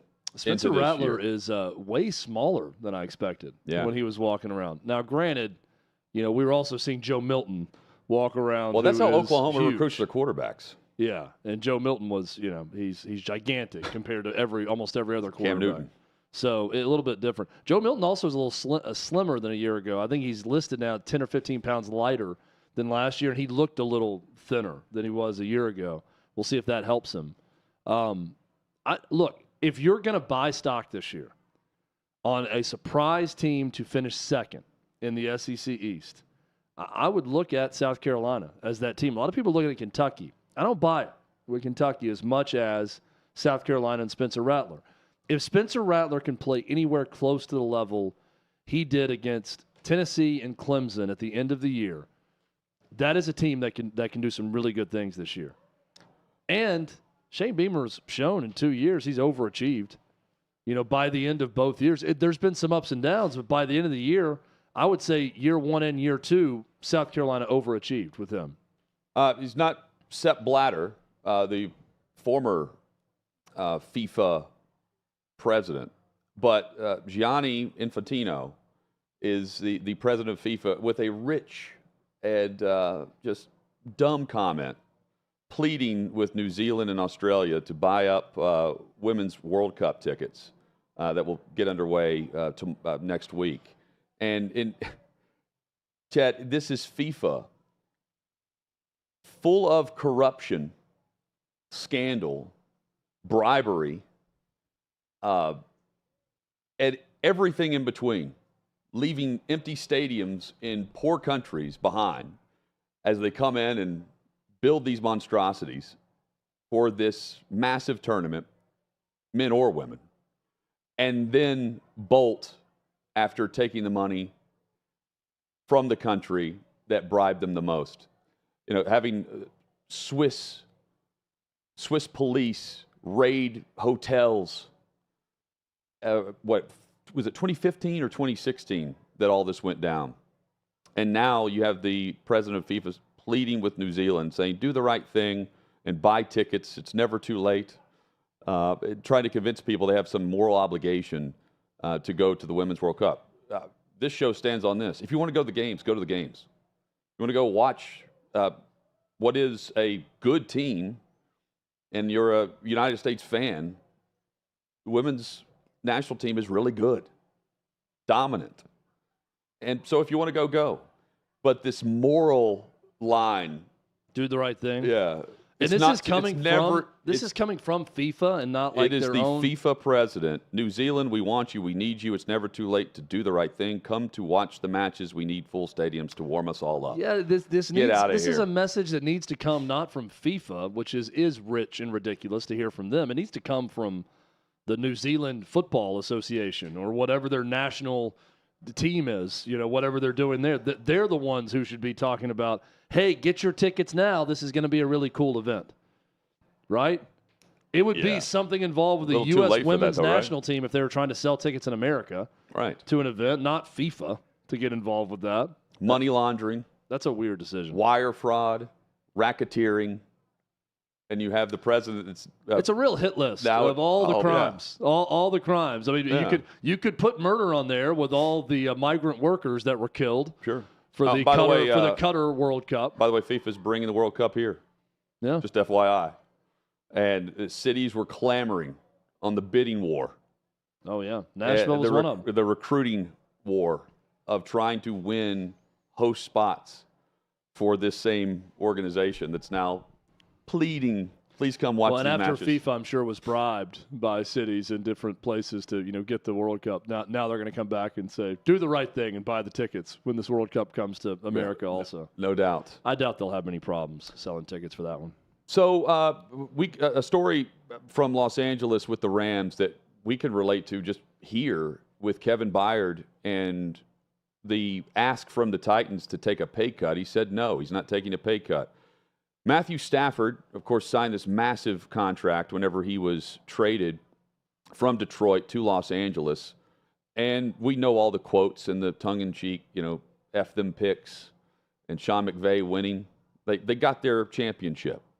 And now they're hamstrung, roster-wise. They're not good. And they've made some moves recently that haven't panned out. They have really good players, just around those good players, they don't have a ton of talent based on how they're strapped currently. And Stafford has apparently declined any rework or restructure of his current contract. I don't blame him. I wouldn't either. Look at your Super Bowl ring. You got what you wanted whenever you brought him in, and there's no obligation that a player should take the pay cut for a team that's not going to be good anyway right now. This isn't for 2024-25. You can do that in the offseason. They haven't. If you wanted to do this, why would you do it at this current time? Yeah, you do it so you can sign a couple guys and help out the club so you can win 5 games instead of 4. That's the way it feels. Because this is a team that's not going to be in the playoffs, and it does not look like they're going to win many games at all. So I would not do it either if I were Stafford. Now, if it was a question of, hey, help us out here, let's restructure, we can go on a run. We're a couple things away from doing that. You could really help us out. Okay. But he won them their Super Bowl, and he's still getting paid on that. So I got no issue with him not wanting to restructure. Well, what about his health? Remember, going into the offseason, there was some the idea was they were going to consider keeping Mayfield around because they weren't really sure where Stafford was with his back issue. Yeah. David in the YouTube chat says, F them pay cuts. That's what Stafford is saying instead of those picks. So I think some of the response would be, oh, what would Tom Brady do, right? What would you take more up front in some cash on hand in order to restructure your contract so that you're not affecting the cap and you're not taking money away from potential playmakers? Jalen Hurts with his new contract, very low in terms of the hit against the salary cap for the Eagles. That allows them to continue to bring in talent. But the Rams have done so much with recent trades, player acquisitions that have not gone well. Allen Robinson pops to mind immediately. Trading away and then paying $10 million of the salary of Robert Woods a year ago. And, there are other receivers, too, that they are paying that are no longer there. Point being, Stafford got his money. They paid him for the future with the idea that, we'll just restructure his deal. No. I don't blame him in this instance because of the time of year and the type of team they have. Yeah, it's, Brady, Jalen Hurts, everything we're talking about, those are franchises that when these decisions were made were right there in the championship mix or on the verge of winning one. Jalen Hurts got the Eagles to the Super Bowl this past year. Right. So, yeah, it's advantageous with that group they have in the window that's open to do something that's team-friendly. And Brady was always that way, but they were always in contention. Every time that was happening, the Patriots were in play for a Super Bowl. So this is just a very different situation. There's nothing. The Rams aren't good. So why? I'm just going to go ahead and make my paycheck, and we can just still be not good. $130 million what guaranteed. And I think part of this, too, is more than just trying to shed money. It's they don't know about his health status and the value currently. And they can't take the hit if they were trying to move on. They can't trade this either because of the same concerns. But whenever he got his deal, 67% completion percentage, nearly 5,000 yards passing, and they got the ring. Fans take that, right? Quarterbacks, head coaches take that. I think every single Rams fan would say that, yes. Are you as surprised as I am that we have seen the MLB rules work out in favor of the fans, the way that they kind of threw this together during spring training, and then they've been working it out? I don't know how much they listen to the players, but they have listened to the players. When we come back, Jed, let's discuss the offensive output, setting records and performances we haven't seen since the 20s. Rules changes that worked. Next. Love it.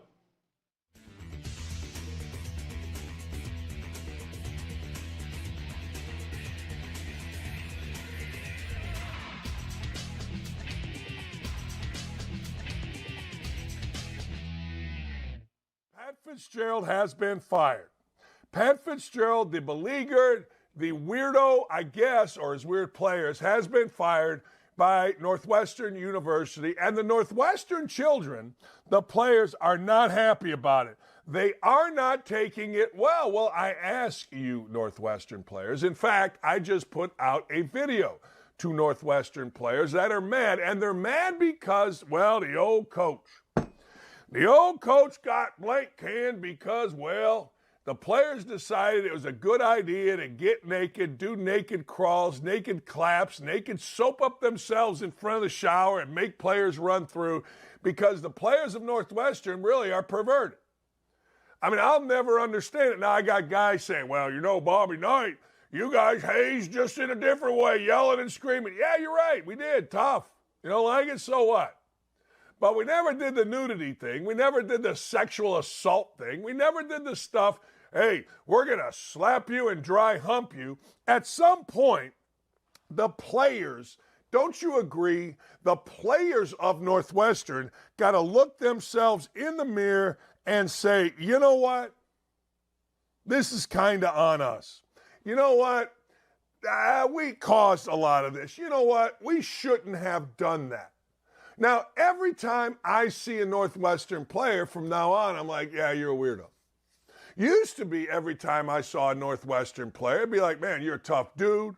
You played for a tough coach, played for a high-end academic institution. I'd hire you in a second. Now I'm like, yeah, you got a bunch of weirdos running around there. Now I'm like, what in the hell are you doing there in the locker room at Northwestern? And I told you yesterday that this firing was coming because of this one reason. When you have to have outside people monitor your locker room because your players are perverts, because your coach allows it, because it's a culture of somehow, some way naked hazing. And no one's denying the hazing, by the way. So it's not like I'm speaking out of school. Sure, Fitzgerald, whatever, is a great dude. Sure, he is the face of Northwestern. I would argue he's the most important figure in the history of Northwestern athletics. Nobody's not saying good dude. But he did what a lot of dumb meat-headed coaches do. He got on his little mount. He's got his little pillar. He's got his little kingdom. And on top of the kingdom is him. And he got to thinking he was untouchable because no coach with any common sense would allow that in this day and age. I don't know what they were doing back when Bear Bryant was having guys out at camp. I don't know what they were doing when Kay first started. I don't know what they were doing at Indiana when Knight first started. I only know what I've been involved in, and it's never involved dry humping other men or nudity. Just saying. In the locker room. Naked. On my team. Never. Anywhere, actually, but never. Used to give you a ball tap once in a while out in public just to say hello. But I got to tell you, it's just the weirdest thing. And none of these players are taking any accountability. You know what they're doing? They're doing the Biden strategy. This went from the Bob Knight strategy of round up all the players, ex-players, whoever, and talk great things about this strong man. Look at his chin. Yeah, that's what they do.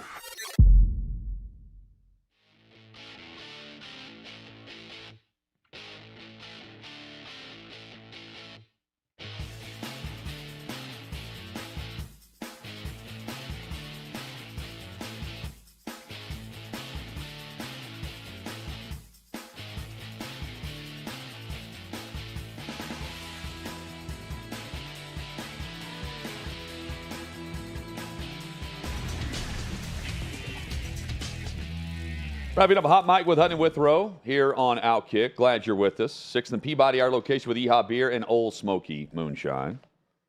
So, the synopsis of the Mary Jo White independent investigation against the Washington Commanders and owner Daniel Snyder, more or less, he's fined $60 million by the league based on her report that substantiated and more or less confirmed the sexual assault allegations, I believe, that was part of him rubbing the thigh of an employee at a dinner, and sexual misconduct there, plus how he had an employee skimming money off the top of ticket revenue that should have been shared into the league coffers that was held back. Both of those things. And Florio's thinking, like, does this provide a roadmap for a district attorney to just focus on Dan Snyder? Yeah. And that's what, look, perfect world, the NFL, that's what they're getting, is all the focus on him and the new ownership group getting to move on and do their business. Yes. Unanimously voted in where there's no interference from the Snyder regime anymore. Chad, are you as surprised as I am that the Major League Baseball rules have worked to this high level? It's entertaining. I am surprised. Offensive numbers are up. I mean, it's the other night we saw teams reach a threshold of scoring. Games are manageable. Yes. I mean, I think it's not just runs up or any of that. I like baseball. It's a good I like competitive runs game too, but they're moving quicker. There's more stolen bases. I love that part of the game also. Teams that can run. They can run the bases really well. That's exciting. We're seeing more plays on the bases like that. That's exciting. It's been great. It's very rare that rule changes like this to this extent are pretty universally accepted as better for the game. And that's what we've seen. Now we're going to have, the back and forth where players don't want the same pitch clock rules in the playoffs. They don't want to have some big incident in a playoff game. And the commercial breaks are a bit different there, too, right. I think is part of their point. But also, they just want more time. Yeah, which whatever. Whatever you need to do in the playoffs. But regular season's been a lot better.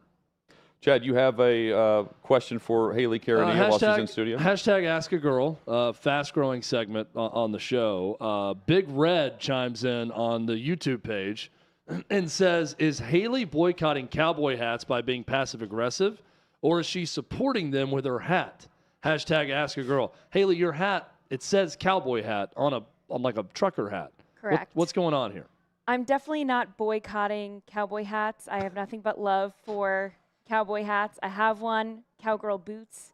Coastal cowgirl is actually a very popular fashion trend right now, like beachy and Western kind of put together. This is very ask a girl. Is that what we would find on Broadway right now? This is like, Yeah, this you is would like the definitely girl. find- This is a little bit girl dinner also, inside baseball information. Lots of girl trends to break down, but Coastal cowgirl is the name of this trend. That is terrific. Chad also subscribes, like he does to Girl Dinner, Man Dinner, and then he also has Coastal Cowboy that he. You know what would I'm going to do tonight endorse. for dinner, Hutton? Go ahead. I'm going to go home and eat an entire pizza. I've got a frozen pizza that's got my name on it at the house, and I'm going to go home.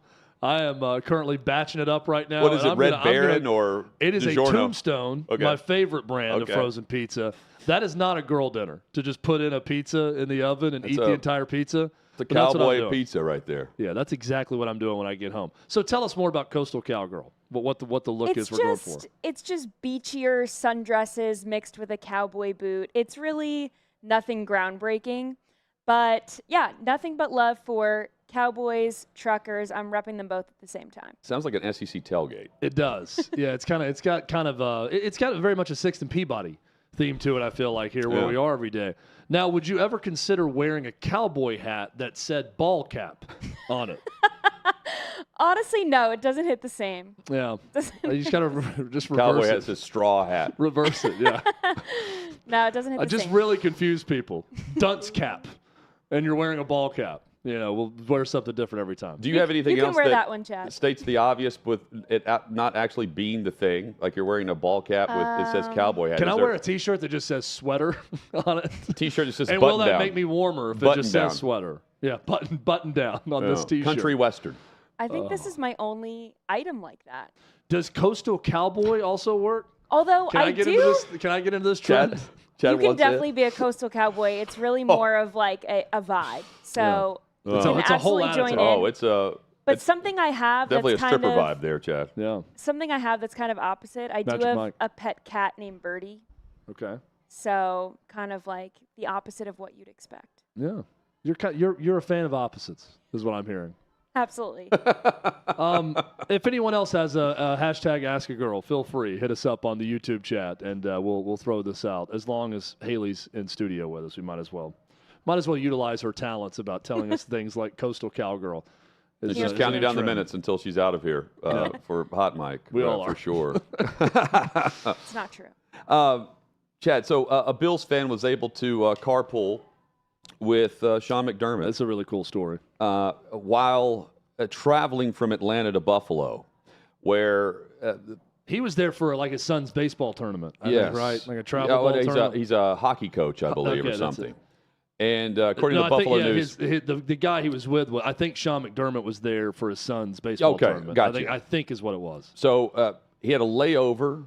The fan, Bills fan, Jason Gunther, had a layover in Atlanta. But once he landed, he learned that his flight had been canceled because of a mechanical issue, and he was on standby. And I can imagine being on standby with 50-plus people waiting is not ideal. One of them waiting was Sean McDermott. And you're right, he had been there for a softball tournament with his daughter. And they met there. They had a brief conversation, and then they agreed that they just wanted to get out of the ATL. Can't blame them in that regard either. So they teamed up. When they got they were going to fly to Pittsburgh and then rent a car and take it one way back to Buffalo. That's cool. I love that. That's awesome. The photo is great too. The guy took with McDermott in his car as he's driving. I guess the rental car. They got to drive to Buffalo from Pittsburgh. Is this what would qualify as a dream road trip for an NFL fan? Absolutely. Especially a Bills fan. Yeah.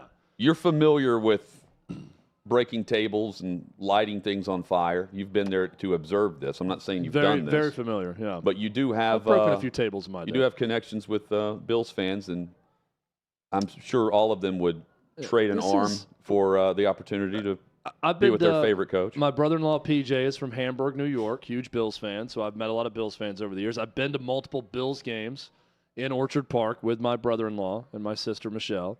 And I'm here to tell you, this is a fan base so fired up for the game. They drink so much before the game in the parking lot, and then continue to drink so much once they get in the stadium that they actually urinate in trash cans in the bathroom because they can't wait to get to a urinal.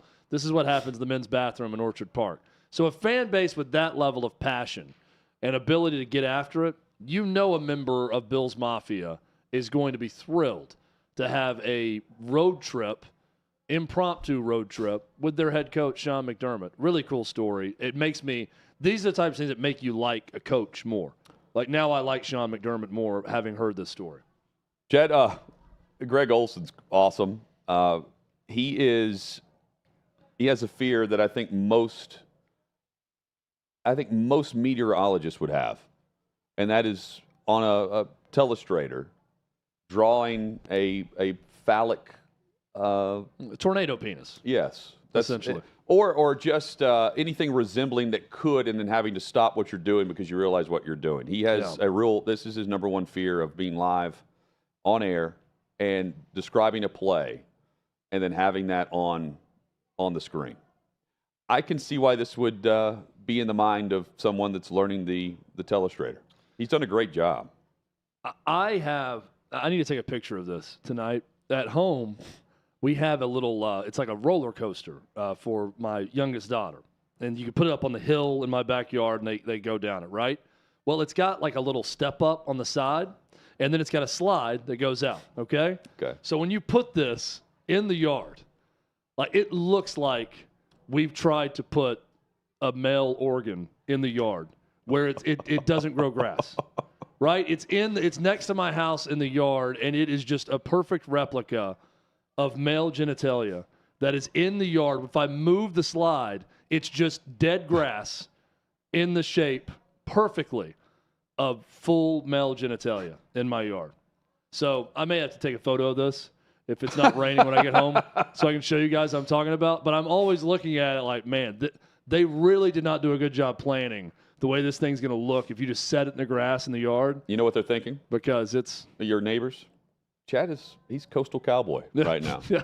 He's really gone into this Coastal Cowboy look, this Magic Mike, this new Magic Mike trend. He's going all in. I just show up tomorrow on air, no shirt. That's the new trend.